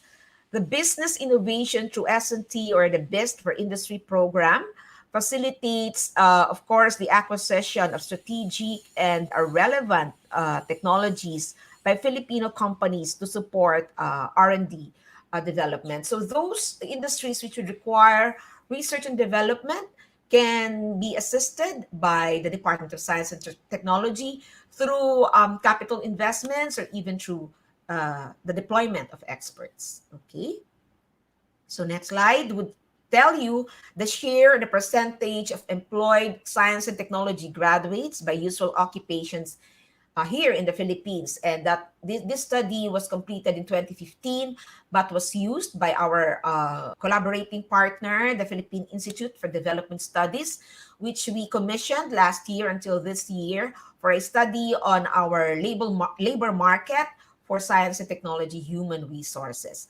So you can see there that out of the 31 million, employed Filipino people, which are registered, of course, kasi meron pa namang iba more than that. you can see how many are just into science and technology. We just have about 1.5 million that are classified as, we follow certain classifications based on OECD, so we can be very consistent with other reports, like, for example, for the ILO or the International Labor Organization. You can see which one as the highest among the occupations. Perhaps you can see there the professionals, 24.7. Of course, that's where most of our S&T graduates would go to. And the top field which would go as professional would be those who obtained degrees in physical sciences, to be followed by those in the math and statistics area. So you can see that these two are very in demand professions in our industry. And of course, followed by the life sciences because of the emerging technologies like biotechnology, pharmacology, and pharmaceuticals. Okay, that's where most of our S&T graduates are employed here in the Philippines based on the 2015 survey. Okay, let's get to the next. Moving on, we want to show you the projected supply of S&T graduates by discipline. So this is up to 2025. The only thing we would like to show you is that while engineering seems to be a very highly subscribed course as of now, okay, as of 2020, that's the blue at the far end of the graph. You would see that by 2025, it will be overrun by the computing and IT, okay, discipline. So more graduates in the computing and IT discipline by 2025, in fact, exceeding the number of graduates from the engineering field. So yan yung ating projection based on these studies that we are doing with the PIDS. Okay, next slide. So you can see that engineers will be probably complemented by IT professionals. Now, knowing all these things, knowing that we are still not even at the top ranking economies, how do we build our human capital in science and technology? DOST SEI way. Of course, we're not the only ones tasked with this mandate, but in government, we are, of course, the next slide is the Science Education Institute. It tells you about our mandate. The Science Education Institute is one of the service institutes of the Department of Science and Technology, among so many other agencies and regional offices. We are mandated to develop a critical mass of highly trained scientific and technological manpower or human resource by administering scholarships, awards, and grants in science and technology, and formulating plans for the promotion, development, and improvement of science and technology education and training. That is written as our mandate by law and issued as Executive Order 128 back in 1987. So how do we do just that? So let me now walk you through our programs, specifically the first one, the DOST SEI scholarship programs. For the next slide, we'll have, of course, two types of major S&T scholarship programs. One big program which would have several scholarship programs under it, is the undergraduate S&T scholarship program. And this would consist of about 4 undergraduate scholarships. And just to name a few and walk you through, because I'm sure you will have somebody, either your brother, your sister, your children, or even a family member or children of your friends would be interested to become our scholar. Why? Because we give massive scholarships every year. This year, we have close to 10,000 qualifiers. About, I think, ang attrition dyan would only be about konti lang hindi nag-avail. So you can see how many later on scholars we have. RA 7687 is for poor but deserving students. Okay, and this is meant to provide them with the opportunity because we believe that we have to provide those opportunities for the poor and deserving students.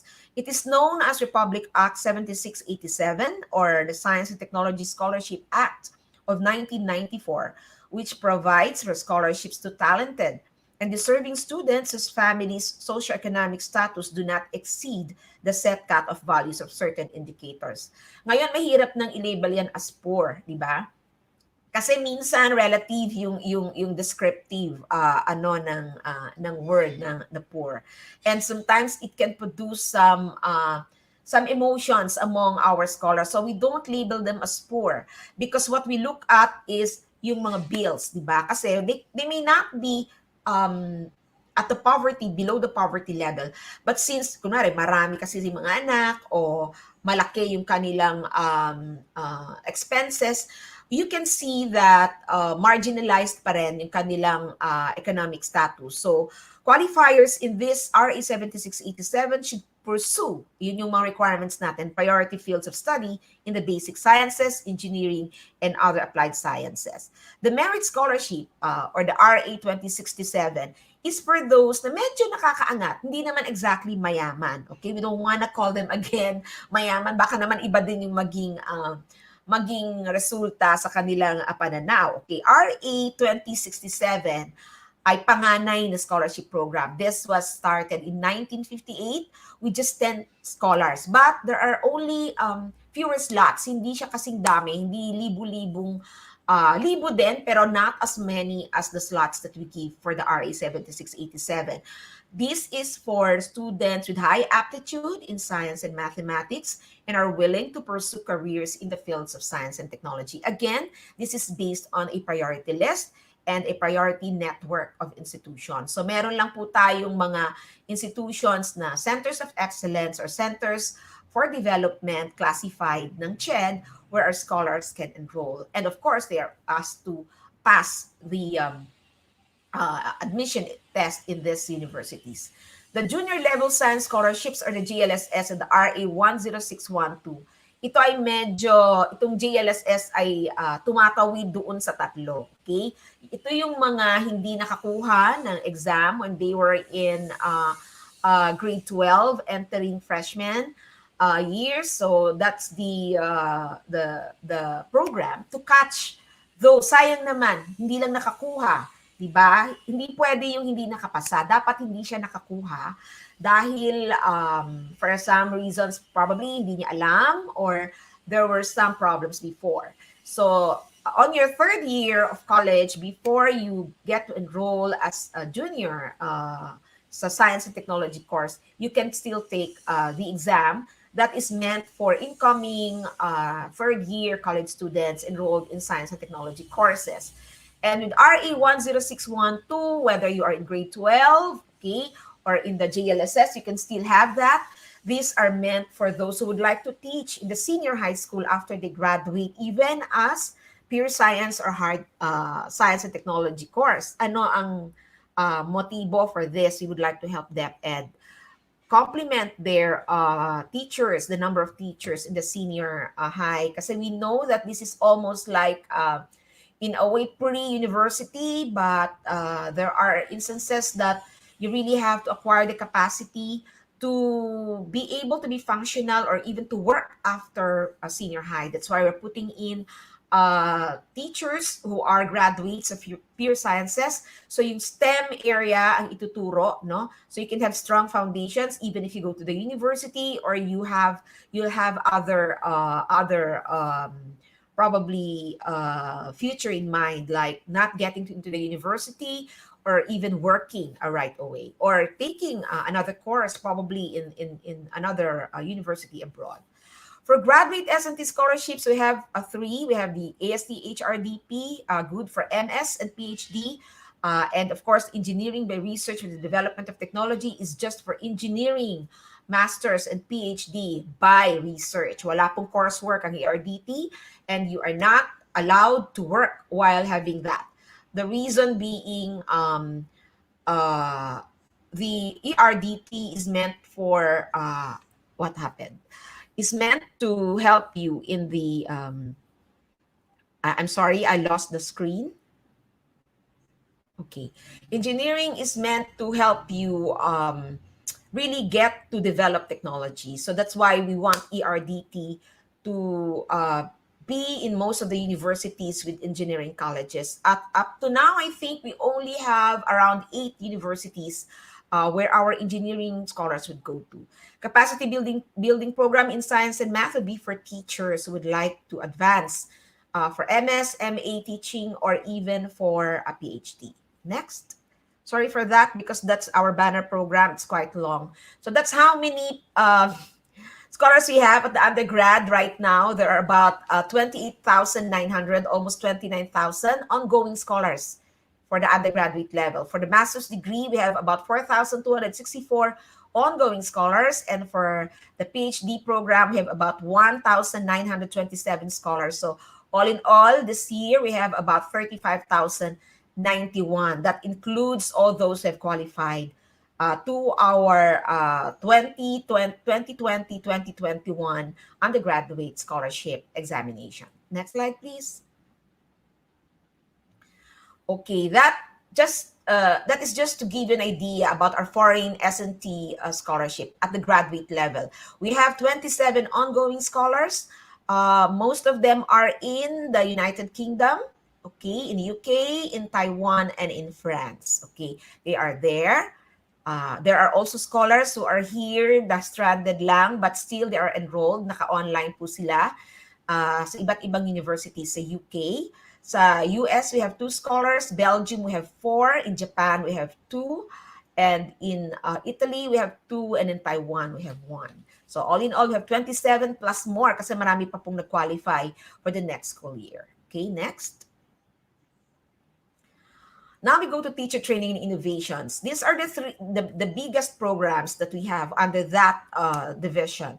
The 21st Century Learning Environment Model, that's a model classroom. The Science and Math courseware, these are courseware which have been loaded to the DepEd Commons and also available in your mobile apps. We have the InnoBox, which is the search for innovative learning resources which have been created by teachers. The Science Teachers Academy for the regions or Project STAR is actually a training for the upgrading of the capacities and capabilities of our science and math teachers in the regions. And that includes as well the NCR. That is being implemented all throughout the year. And we are a continuing professional development, a CPD provider. So my credits po yan. We have inclusive learning programs, for example, for the people with disability or even for senior citizens. And one of our latest baby, we developed storybooks in science and math. Okay, next, just to show you how we're doing, we can scroll the slide. Next slide, that's for the Project STAR, what the teachers would do during the training pre-pandemic. Okay, next slide, please. Okay, that's the 21st century learning environment model. That's the classroom, and those are some of the things that we have. And the table would list down the various schools which have adopted the CLEM. These are this is a model school for science and technology, engineering, and mathematics teaching. And you would see the teachers trying out the virtual reality equipment that we have, and we would prescribe that would go with the classroom model. Okay, next.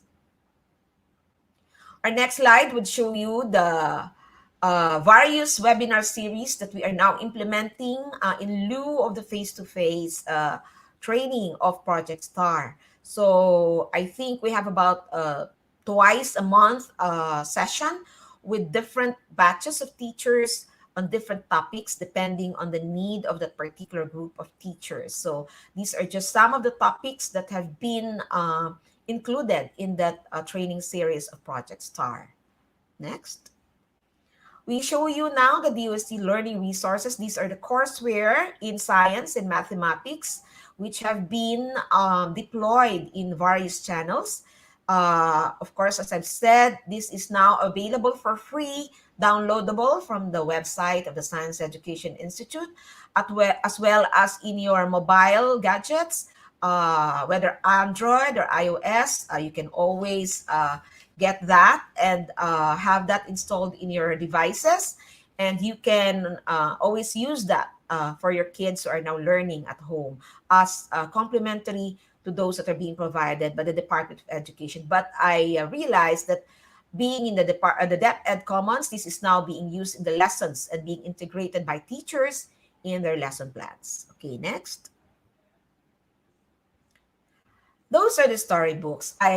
These are my favorites, of course. This is not within my division, but this is something that we might use in our programs. These are storybooks that would give you some, I would say, very, not just funny, but entertaining experience for the young kids who would like to probably be scientists someday and see certain stories about science and maybe about scientists later on, Filipino scientists. So early on, they can probably start getting interested in science and technology. Okay, next. This is my favorite because this is where my division would focus on. These projects would tend to be at the direction of developing S&T culture among the youth and attracting them to STEM careers. We are all doing these things so that we can attract them to the scholarship and attract them to STEM careers so that we can have more scientists and engineers in the future who will help us build our economy. We have the Climate Science Youth Camp. This has been going on for 12 years now. And this one, we bring students, 40 students and 20 teachers, different batches every summer in certain areas, normally in an island for 12 days. Okay, this is very immersive, and we were able to harvest a lot of young scientists from the Climate Science Youth Camp. Natapos na yung iba ng college, and they really went to marine science or biology. Some would go to geology, and some would go to meteorology, because we push 3 fields of study in the Climate Science Youth Camp, and that is oceanography and marine science, biology, the study of the oceans, oceanography, and also geology and other related earth science courses. And of course, ito yung kulang na kulang tayo sa pag-asa, meteorology or climate science courses that we now offer in various universities. The Science Explorer is about mobile science facilities. We have 2 buses, the Science Explorer for elementary and the New Lab Science Bus for high school students for junior and senior high. We Make is a cross between Makerspace and Idea Space. You'll learn about it in the video later on. Tagisang Robotics is robotics in a different way, not the same way as Lego Robotics. Normally, pag gumraduate na sa Lego, gusto na ng industry, doon naman sila sa TR. And sometimes sabay. So this is a complementary program that we do. And FELTA would also sponsor some of our prizes every year. Indisciencia is a science filmmaking competition. And right now, we are awarding by September 30. Every year, we have a filmmaking competition for the youth category and open category. And of course, we use social media and mass media to promote science, technology, engineering, and mathematics to our young Filipinos. And we also have media-based promotion programs that we run in radio and television, like the 2 programs that we have done because of this pandemic. We have repivoted Science Explorer and New Lab to Tukla Ciencia for high school and Radyo Eskwela for elementary. Next. We want to show you now the video for I Make, We Make. So take it away. I see not a disaster in the making, but an ocean of materials, waiting for a new lease of life. I see not mankind's callous ways, but the goodness that we truly are capable of. And I see not the things that hold us back, but the endless opportunities the world holds for us. Because we are the children of the digital age. tapping the full power of this era. To think differently. Reinvent the process. And discover new ways to solve everyday problems for ourselves and the people we love. We make things happen. And I know that it must begin with me. The DOST Science Education Institute aims to develop a critical mass of professionals in science, technology, engineering, and mathematics who can build our nation stronger through a program that fosters creative and innovative thinking, develops crucial problem-solving skills and a critical mindset, instills the values of teamwork and building strong relationships, inspires excellence and collaboration, and empowers us with the expertise to use technology in innovative, life-changing ways. For we are the hope of a new perspective, the heart that seeks a better solution, the hands that will shape tomorrow. I make, we make. Now on its third year, I Make raises the bar as we nurture and develop the qualities that will enable us to unleash our full potential by challenging us to design, experiment, and build innovative solutions using available technology to address problems in our community and across the country. Composed of three stages, with the first, a clarion call for teams of senior high school students to submit a proposal that captures the purpose, process, and expected output of their innovative idea. Followed by the second stage, where these teams are empowered through technical training on the use of an Arduino starter kit and sensors that will enable them to build their project in 2 months. And finally, a grand innovation showcase to demonstrate the final product in front of an expert panel of judges to discover which teams will emerge as the winners of the year's Youth Innovation Prize and a 100,000 peso grant for their project.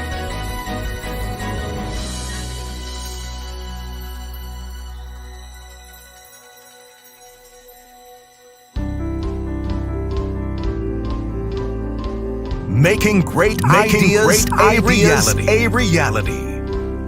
Making a better future possible. So that together we will emerge as learners, thinkers, innovators, makers.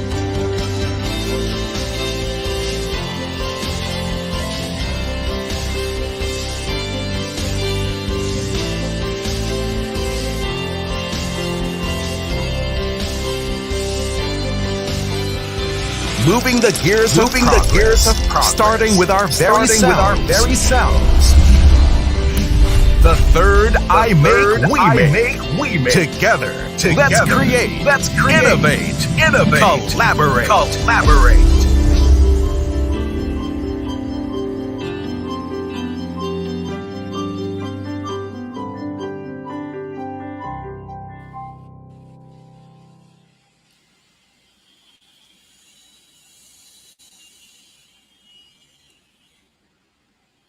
Okay, so thank you. So that's the I Make, We Make. We just want to show you other programs as well.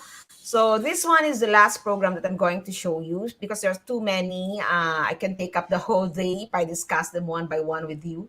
So just to show you what we're doing at the Science Explorer and New Lab. So as I've mentioned, these are buses, okay, science buses. And what you see now is the Science Explorer bus, where students would be admitted, about 30 of them, elementary school students, and they all experience what it is like to be a scientist for 2 hours. So in a day, we take in about 4 batches, 2 batches in the morning, 2 batches in the afternoon, and these are pre-scheduled.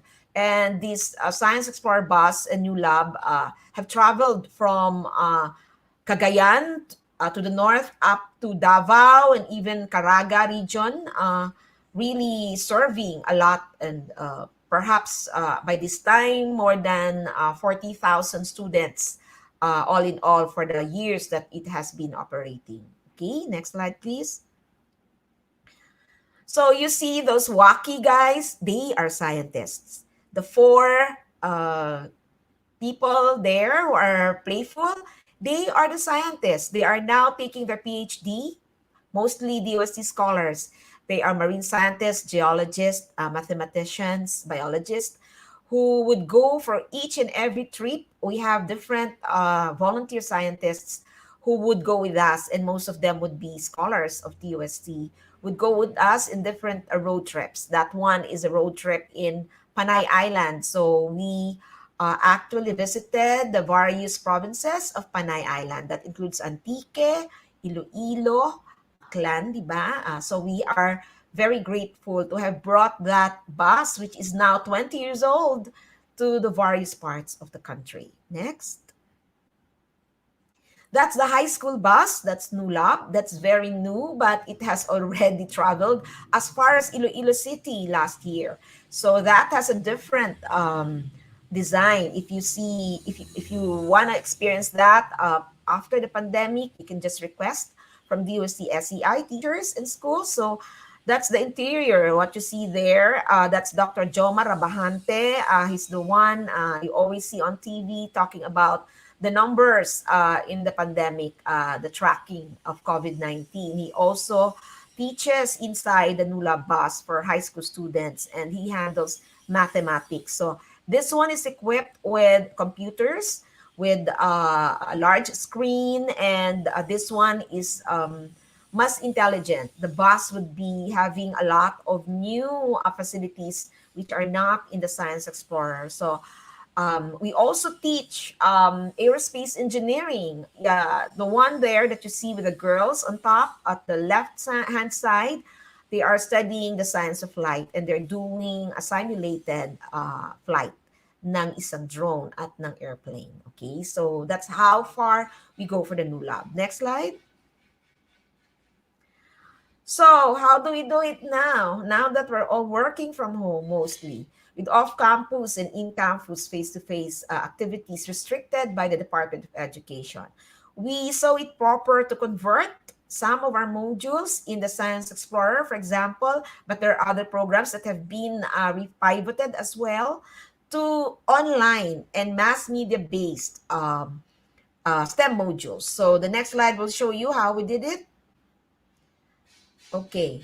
So for the Science Explorer, yung STEM modules for elementary, ginawa po namin radio-based. So may mga stories po yan. If you remember Sineskwela back in the 90s up to early 2000, where I have been part of since its inception down to the last episode. I was the science consultant of ABS-CBN Foundation Incorporated as the official representative of the Department of Science and Technology. So we just replicated, but this time by the DOST SEI, it's the Radio Eskwela. So ito ay para sa elementary.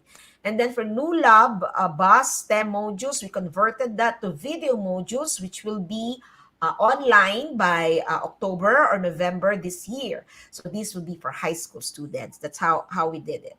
Okay, next slide.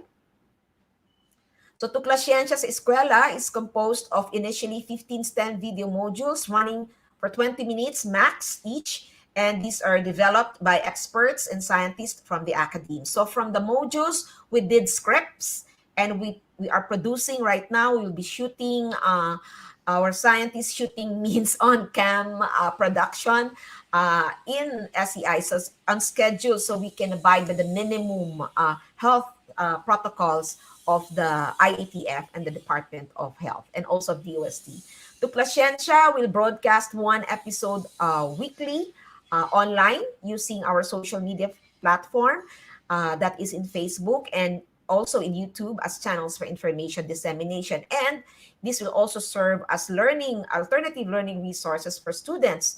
And we will also produce teacher's guide for Tuklasciencia. So this can be integrated by DepEd teachers and will be provided to the Department of Education through our MOA with them and with the DOST regional offices so they can run it on their own, provided hindi ito i-commercialize. This is for free and will be part of Creative Commons. Next.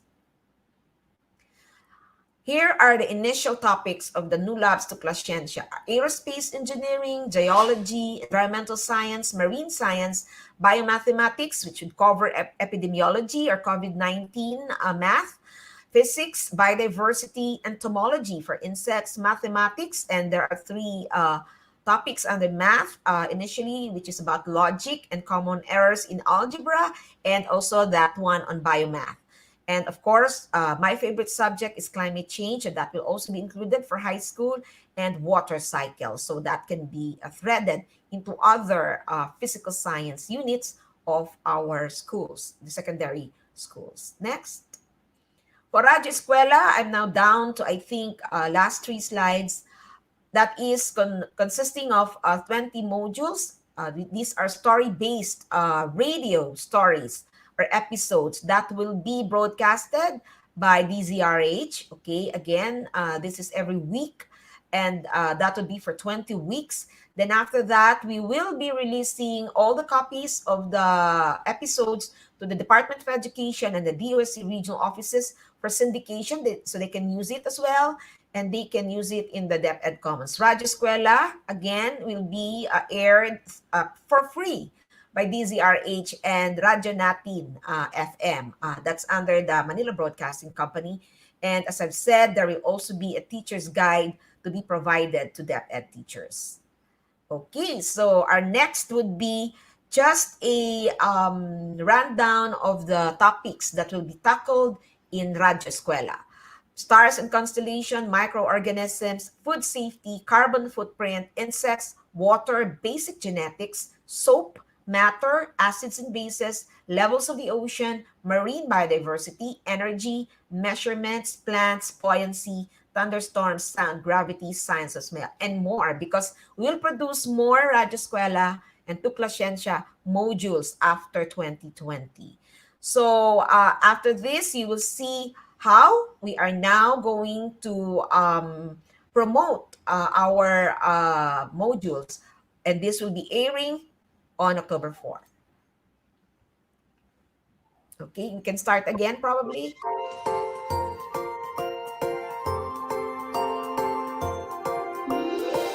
Nagtatanong, nagtataka, ano ba ang agham at siyensya? Tara na, sumama sa aming biyahe, tungo sa daang lahat ay posible. Makinig at matuto, mag-radyo eskwela na tayo, at sabay nating tuklasin likas na pagiging malikhain. Makinig at matuto, mag-radyo eskwela na tayo, namangha sa agham at siyensya. Ang galing, ang saya, ay dali lang pala. Mag-radyo eskwela na, mag-radyo eskwela na, mag-radyo eskwela na.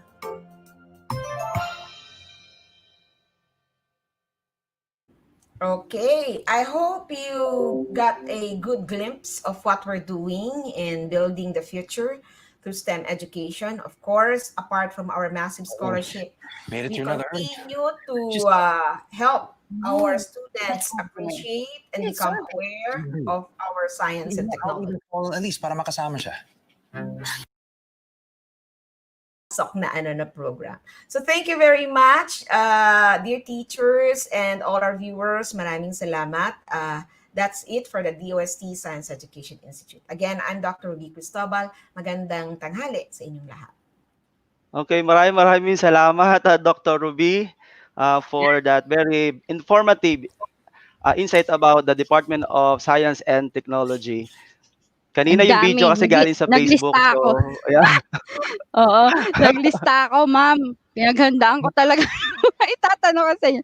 Okay, Sure. so currently I'm affiliated with the universities po, ma'am. We are looking for we have a lot of students who are actually backing out kasi hindi naman pwedeng IT na walang device, no? So are there devices kasi the professors themselves, they need materials na hindi naman nila normally nauuwi and they're working from home. Are there devices that you can loan out to professors who would like to demonstrate hands-on doon sa kanilang mga work from home? Baka pwede silang mag-contact sa DOST if you have kits that they can borrow, regardless kung sa ano po ako sa college level, ano, yun po yung kasi marami tayong programs for LM and high school and senior high, pero yung mga minsan yung mga matatanda na nineglect na natin, matanda na kasi kami na ano, parang feeling kasi na din naman na malalaki na sila so kaya na nila, pero dun sa speaking for the side naman ng university, no, kailangan din naman namin ng konting kalinga mula sa DOST. Baka po may mga programs kayong ganon. Meron po ba? Okay, our mandate would mostly focus on capacity building for science and technology. We used to have programs to build the institution. Ang tawag namin nun ay Institution Building Program under our ESSE project sa World Bank. No? But there has been a standing agreement with the Commission in Higher Education to, delineate what CHED can provide and what DYCI can provide. So we develop resources in STEM teaching, STEM education, scholarship for faculty, even in the college level, yun pong mga faculty sa science and engineering can enroll or can even be given scholarships by SEI if the university is not able to do that. They want the scholarship to be in a foreign university. But when it comes to providing equipment, I believe that CHED has a very good program on building learning resources among the universities. And if there are problems like this, I'm sure Sir Popoy, Chairman Popoy De Vera would be, would be glad to help, because he has been continuously saying that universities should be able to identify specific problems and air that out, sound it off to CHED, so CHED can assist. We don't want naman to, to preempt what CHED is preparing for our university faculty. Now, for the private school, yun yung ating problema, because we prioritize the state colleges and universities and also our partners, if that would be part of the scholarship agreement. And there are instances when we provide for equipment, but that is part of a package of agreements that has to be done from within with the university and the DOST. Okay, thank you po, ma'am. So, yan, para sa mga nagtatanong kung meron daw ba scholarship ang meron. Meron. Scholarship, marami. We invite you, please. Okay. PhD Punta lang po especially. Okay. PhD. Okay, sige po. And masters. Meron pa pong isa. I think, Ma'am Jen, if they are looking for scholarship talaga with the OST, meron silang website. Actually, nag-browse ako nung nakaraan. I'm looking for a scholarship kasi currently, I'm taking my doctorate in PhD in management. Kaya lang DOST kasi yon, so hindi related. But then, ang daming naka-post doon ng mga makakatulong sa ating mga kaguruan na gustong mag-pursue ng mas higher education. As long as it's in the field of STEM. Okay, yeah, science, technology, engineering, math, pwedeng education, okay, pwedeng elementary or secondary education, majoring in mathematics or the sciences. That can be. Oh, yes. So sa mga senior high school natin, na nagtitake ng STEM, this is an opportunity for you to have a scholarship from DOST. Kaya galingan ninyo, even we are in pandemic, you can push yourself no to have this scholarship na Mm-mm. makakatulong sa ating future. Yes. The benefits would include for private school enrollees, free tuition fee up to Wow. 20,000 a year, 40,000 a year, and then you have stipend, monthly stipend during Oh, your wow. time of study. So for PhD, I guess we're giving out 30,000 a month, but you cannot work kasi usually yan sinusweldohan pa rin naman ng university. You cannot Mm-mm. work, that means dapat ibigyan kayo ng study leave ng university where you are, or school where you are working, and concentrate on your studies so you finish within the time that is given in your contract. Yes. Okay. Thank you for that information. May question ka pa, Ma'am Jen, di ba? Oh, meron pa. Kailangan nilista ko nga, di ba?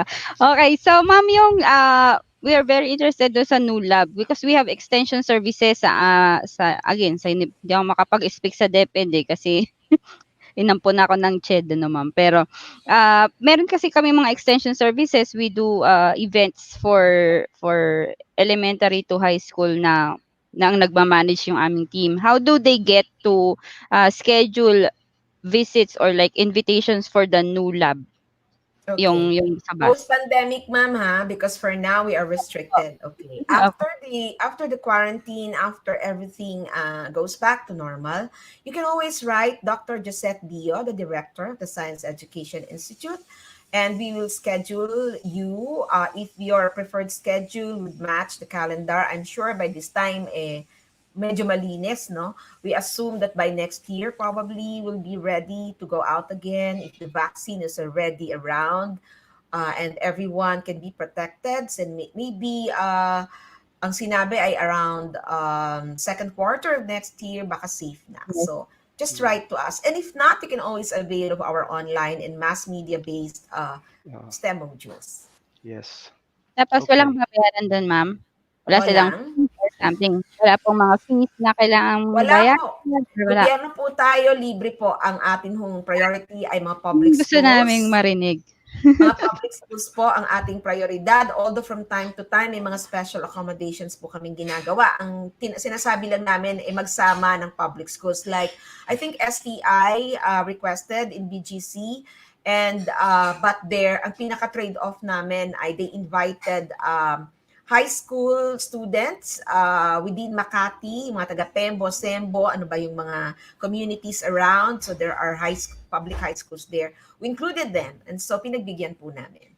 Wow. So we can always do that. And we also want to invite everyone to our next program this coming November. The Science Film Festival will be on November 4 to December 4.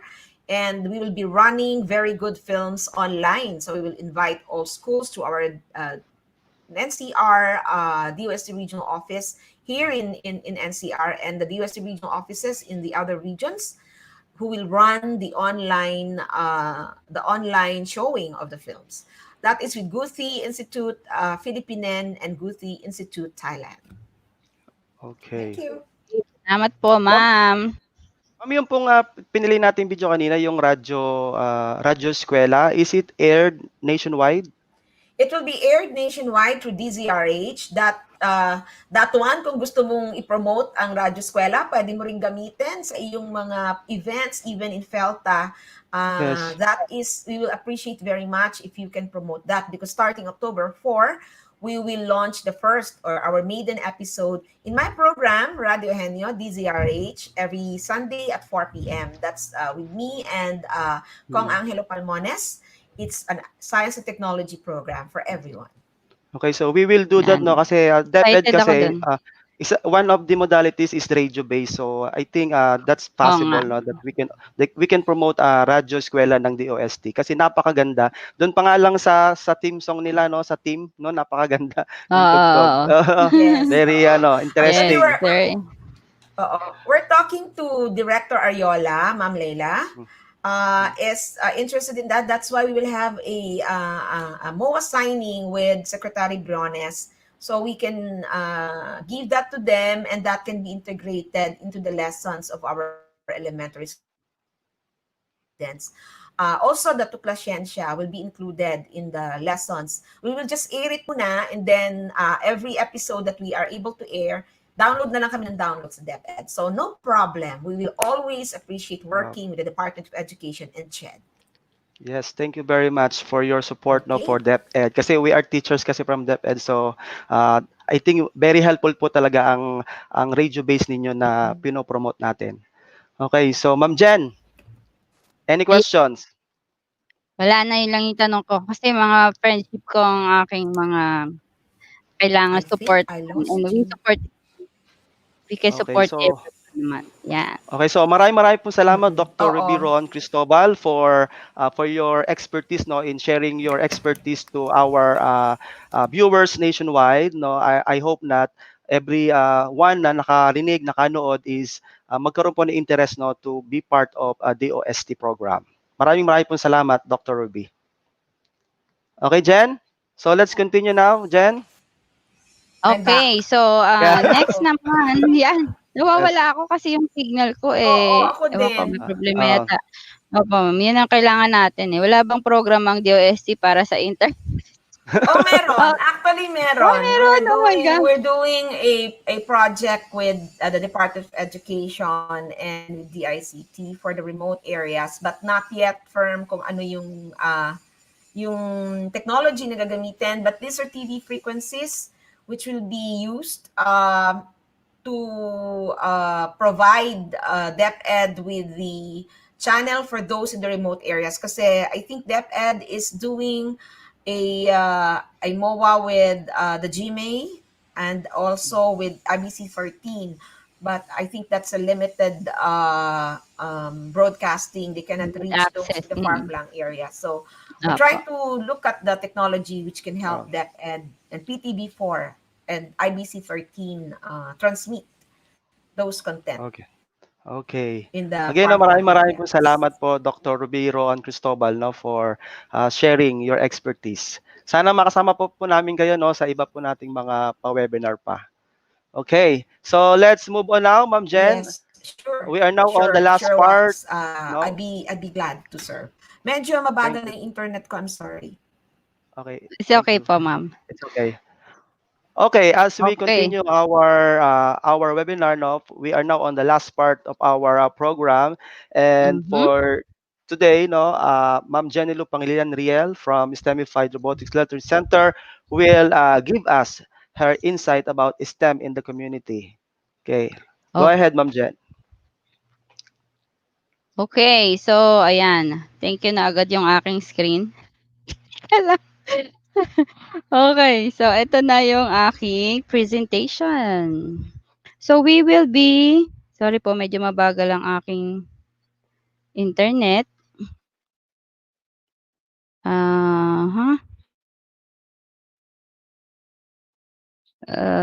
Wait lang po.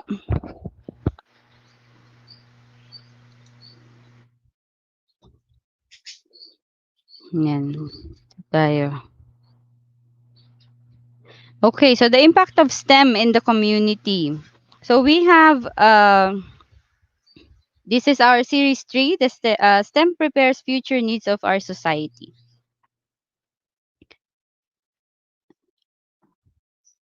Okay, so what is the importance of STEM daw in importance of STEM education? What does STEM mean? Again, paulit-ulit tayo dito, science, technology, engineering, and math. So do you know na 26% ng STEM workers earn more? So, mas malaki pala ang sinesweldo ng mga may background sa STEM. And the projected job growth, and this is from the labor statistics in the US. No, projected job growth is with STEM employees is 17%, and then the projected job openings ay 1,083,800. So these ones on your right are the career pathways na related sa ating STEM.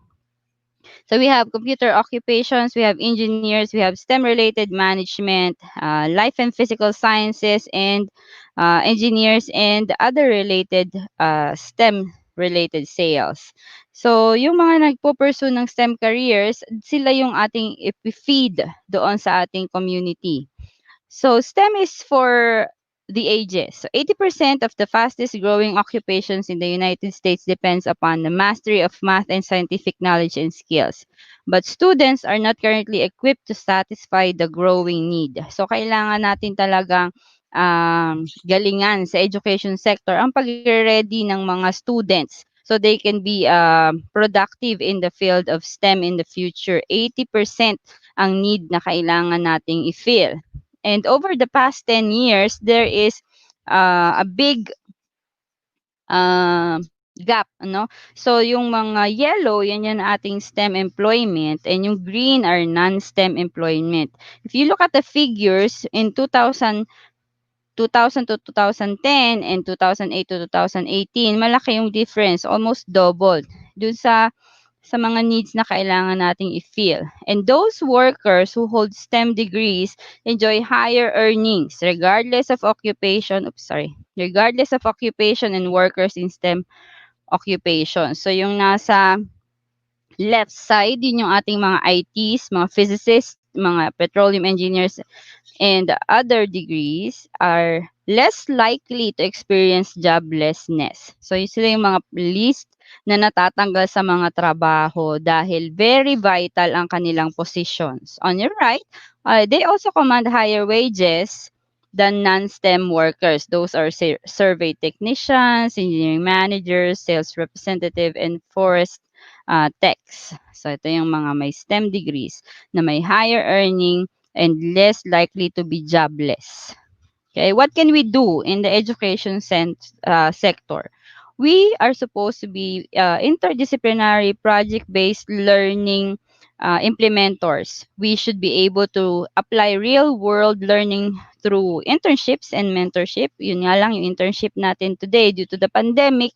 We are having difficulties on that. But teachers must be trained to work in specific STEM disciplines and opportunities for college instructions during high school years. So, dapat i-bridge yung gap because we have to sustain their interest because there's a demand. We have to sustain the interest of the students and connect them to the real world and show them if you have this career pathway, you will be this somebody someday.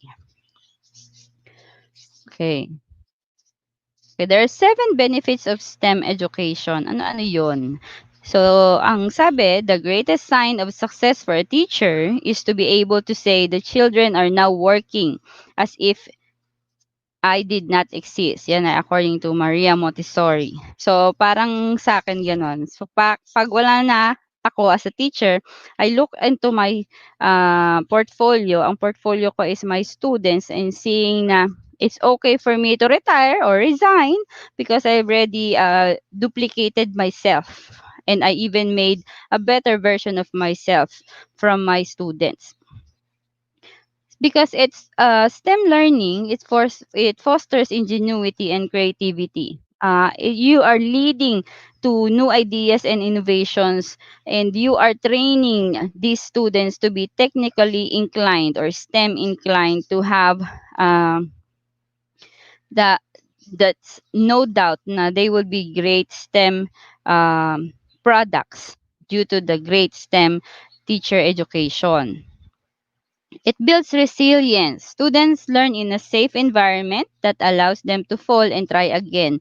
So if we were able to produce students who are very persistent and diligent and they are not easily discouraged by failures because we expose them to the world of robotics, for example, if the first design did not work out, then you have to redesign and try again.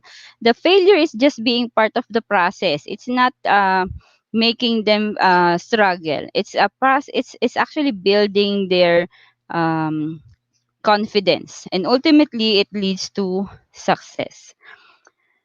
Next is it encourages experimentation. This allows the student to try and take risks, and the idea is they should have a mindset to try and see if it works. If it works, then it's good and I can further improve. If it doesn't work, then I can try again, rebuild, reprogram, or use other variables, and then eventually everything will pay off and we will have a better output. It encourages teamwork. Students of varying levels of ability can work as a team. Ito yung kahit kaya nga sa pagsali sa competitions is very crucial, and in a team it's not always you have to have all the bright programmers. You have to have a programmer. I keep telling the kids you have to have a programmer, you have to have an artist, and you have to have an engineer for construction. So hindi lahat ng bata ay good programmer, and hindi lahat ng programmer ay good builder at the same time. There may be combinations and there may be individuals, and as a team we encourage them to have a little bit of everything within the team, especially in writing technical reports and giving presentations. So students who understand how to collaborate with others will thrive in a team-oriented environment. And if they are used to that procedure in the classroom, when they go out to the workforce, they can now work with people in the different layers of the organization. So minsan, they should be able to follow authority, and minsan they should be within the authority. So they should find the perfect balance when and where and how to work with people in different ranks. Okay? STEM encourages knowledge application. Students are taught skills that they can use in the real world. It should be in a positive impact to themselves and to their loved ones and to the community. Pag-enter nila sa workforce, dapat may positive approach. They should be proactive, they should be collaborative, and they should be working towards sharing. Sharing is caring. And it's encouraging the use of tech, and most especially encouraging them to be responsible users and innovators.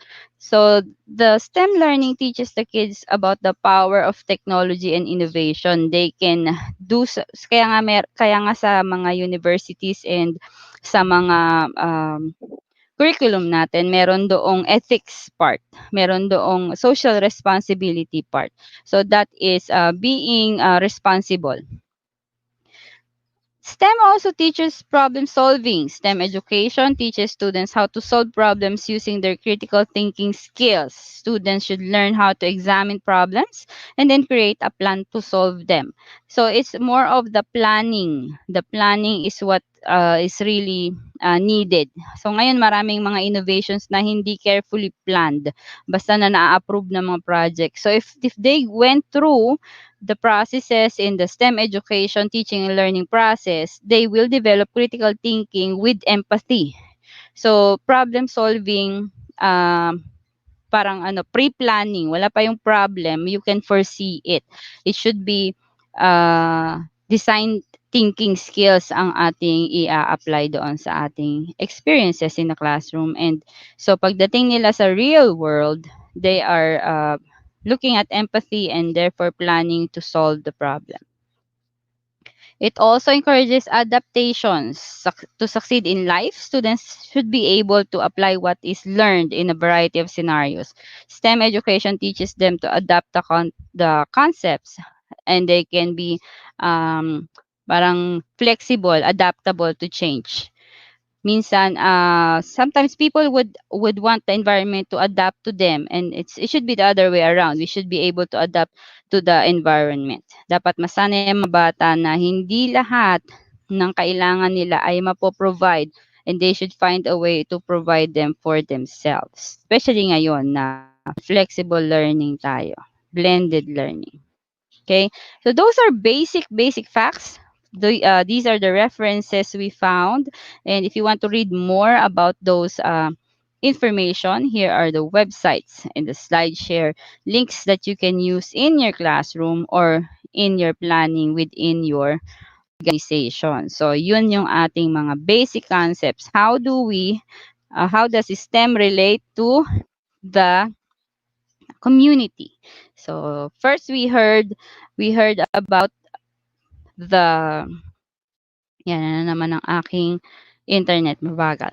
Okay, so first we learned about how we are helped by the environment in terms of looking at the climate change and how do we adapt that. Second is how does DOST help us in securing that we are backed by the scholarships and by the materials that we need in our classroom. And then and how does the institution help us, our tawag dito, administrators, how do they help us? And of course, we had Brian Dam with Lego, and how do private entities help us? So this STEM learning is a community effort. We cannot work alone.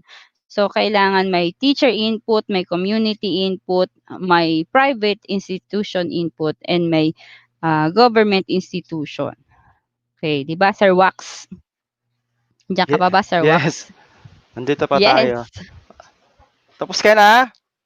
Yes, maiksi lang yung Okay. aking aking concept kasi lahat sinabi na nila. Pero actually I tried na-bother talaga ako doon sa what does school made me. Kaya yung aking mga estudyante agad-agad di pa nga tapos si Brian I already checked with my students. Sabi ko, how are they feeling? Am I sometimes sabi ko nga it's a community effort. Baka akala natin okay pa sila. Baka akala naman ng iba na educators din na okay lang gawin. Kasi nga, sometimes we get checked by our superiors in saying, dapat may ganito ka, dapat na-post mo to, dapat may data ka. But katulad nga nung before sa US, ang problem namin doon is, are the students passing kung sa atin NCAE or not, no? Are they passing? So may pressure between administrators papasa sa teacher and tayo naman ipapasa naman natin sa students. So ang nagiging terminal talaga nitong mga pinagagagawa natin sa buhay ay yung students. Pero we are doing that out of concern. Kaya lang sometimes we have to check back, buhay pa ba kayo? Okay pa ba kayo? Are you still can you still cope up? Sabi nga dapat less is more. So hindi pwedeng puro black and white. Kailangan meron din tayong red. Yung red is yung empathy to the end user which are the students. So Yes. yon. Okay, so we hope na ang ating pong mga viewers ay nakakuha ng mga information, no, about STEM in the community, no, what is the impact of STEM in our community. Kanina nga na ipinawalag mabuti ni Dr. Roan-Cristobal about their programs, no, for our interested students, no, sa mga programa nila na bibigyan tayo ng opportunity to have a scholarship, no, para makuha ninyo yung pangarap ninyo, di ba? So yan po yung mga, na itutulong sa atin ng ating gobyerno. So yung mga graduates po diyan, no, gagraduate pa mula sa senior high school which is specifically with the STEM, no, yan po yung opportunity para po sa inyo. Okay? At sa mga colleges, no, sa college student, ganun din sa mga graduate, mga gustong kumuha ng mga doctorate, may ino-offer po ang DOST para po sa inyo. Kaya maraming po salamat. Okay, sa inyo po. And of course, no, hindi po 'to matatapos ng walang excitement talaga. So, from the instruction of Pelta, meron tayong parapol. So, ito po yung matatanggap ng ating mga winners for today, no? So, yung mga nag-fill up sa ating pong registration, okay, sila po ay makakatanggap ng mga items from Lego Education. Okay? Dapat meron din tayo niyan. Oo nga, bibigyan tayo ni Ma'am Maylin. Okay. Okay. So, let's have our raffle, no? Nag-prepare po tayo ng teka lang. raffle.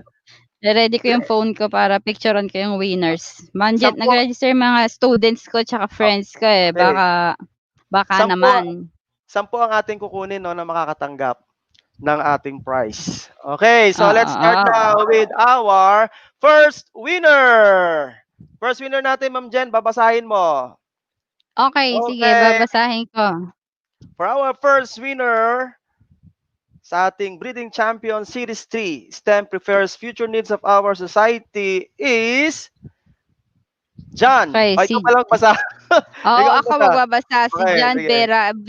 Permin. So, yan. Pipicturean ko muna.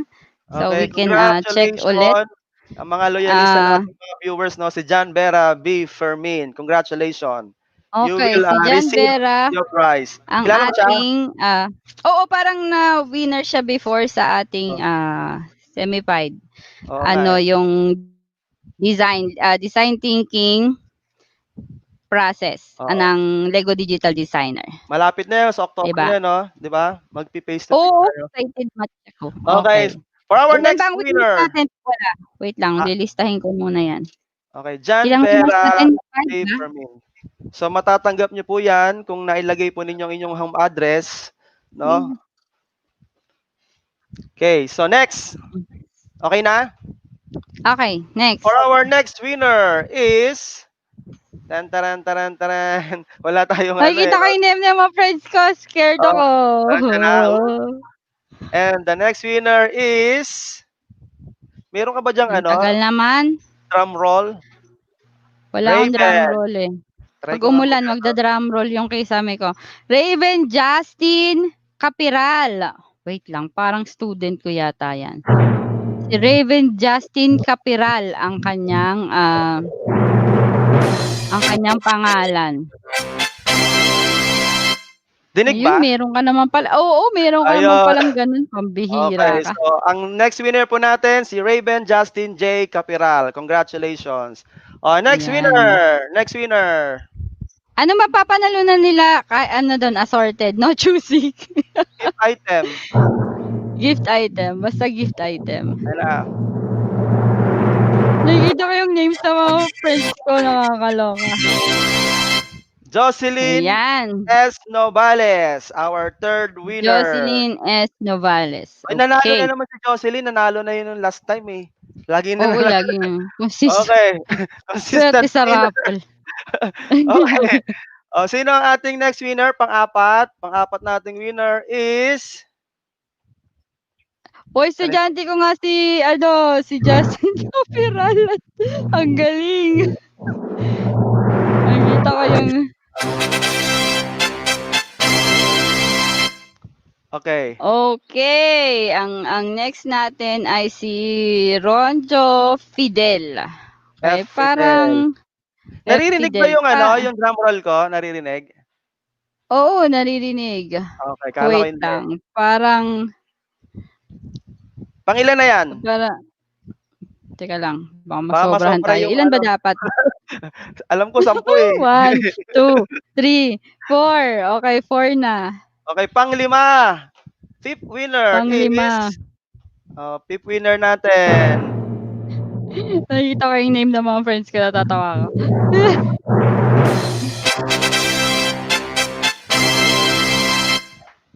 Charan! Si Chad! Ayan. Si Carla nanalo. Si Chad Carla Carpio. Okay. Congratulations. Pang-fifth Ayan winner yung mga natin. masugid nating viewers eh. Mga loyalist. Okay, 5 na. Loyalista. 5 na. Next. Pang-6. Okay, asa ni Ojo? Wale. Yan na.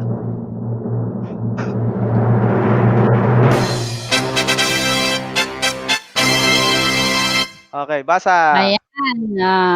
Ano ba yan? Kathleen Noble. Okay, nasa register muna natin yan. Di ba? Kathleen B. Noble. Yes. Okay. Pang-ilan na yan? Pang-6. Pang-6 na ba? Ay, hindi. Pang-7 na pala. Sigurado ka? Wait lang. Teka lang. Bilang 1, 2, 3, 4, 5, 6. 6 lang pala. Baka mag-abono tayo. Kaya kinakabahan ako eh. 6 pa pangilan lang. na to? Pang-7 na ngayon. Pang-7. Pang-7. Okay, pang-7 po nating winner ay si...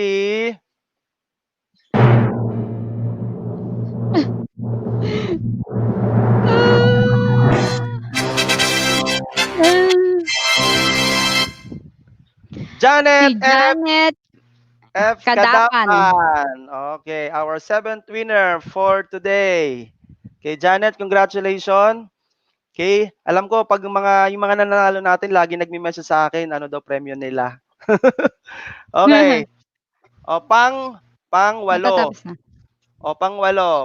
Matatapos na kami. Wait lang yung Oo, asawa mo teka, rito. teka lang, yung asawa ko naggugulo sa akin. Okay, next. So, pangwalo.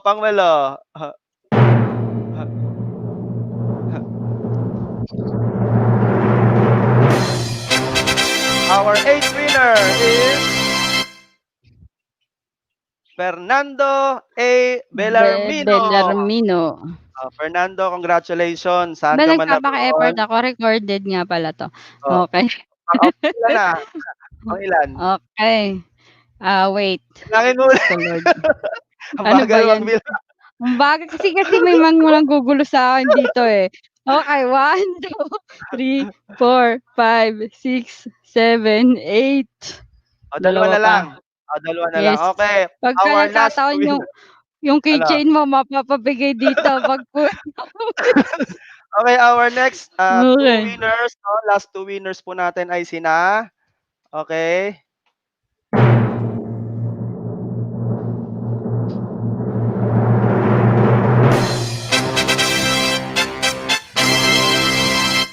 Charan! Gwen! Si Lerma. Gwen L. Madula. Kilala mo yan? Kaklase mo? Hindi pala, kaklase, iba estudyante? pala.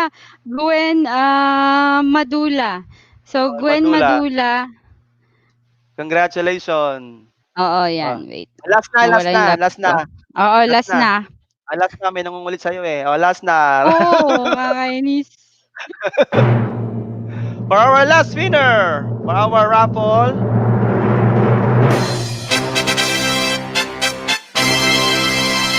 okay, salamat sa Legio Education for giving us the prize for today's raffle. Congratulations to Rupa May G. Amparo, Yes, our student 10th ko winner. yan.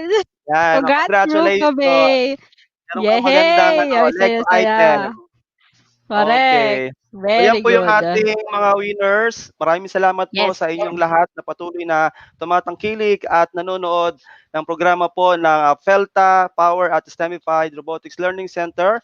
And we promise you we will still continue even in times of pandemic to provide you excellent trainings for our teachers nationwide and abroad. So I think we can make that we can call that a day for today. Yes. So maraming Next salamat. week, Next week ano yung topic natin next week? Ang alam ko meron tayong live pero let's wait for further announcements kasi yun yung ating mga pro qualifiers doon sa Philippine Robotics Olympiad for this year. Okay, so again, maraming pong salamat sa ating mga viewers at sa ating mga mga replay mga replay Team movers. replay. Team replay, nasa record lang po natin to sa Power, sa Pelta at sa YouTube channel. Okay, so maraming pong salamat muli sa inyong lahat. Thank you very much. Nood po tayo lagi. And then for our last video, again, this is Radyo Eskwela from the Department of Science and Technology. Goodbye. Okay.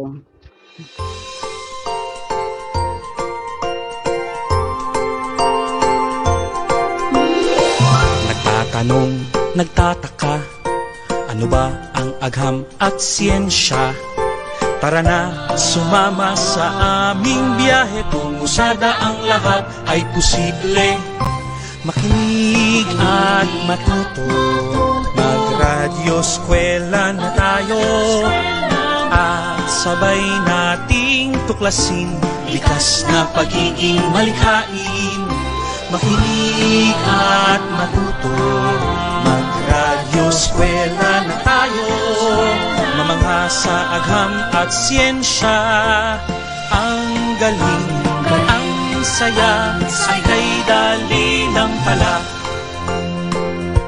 Magradyo eskwela na, magradyo eskwela na, magradyo eskwela na.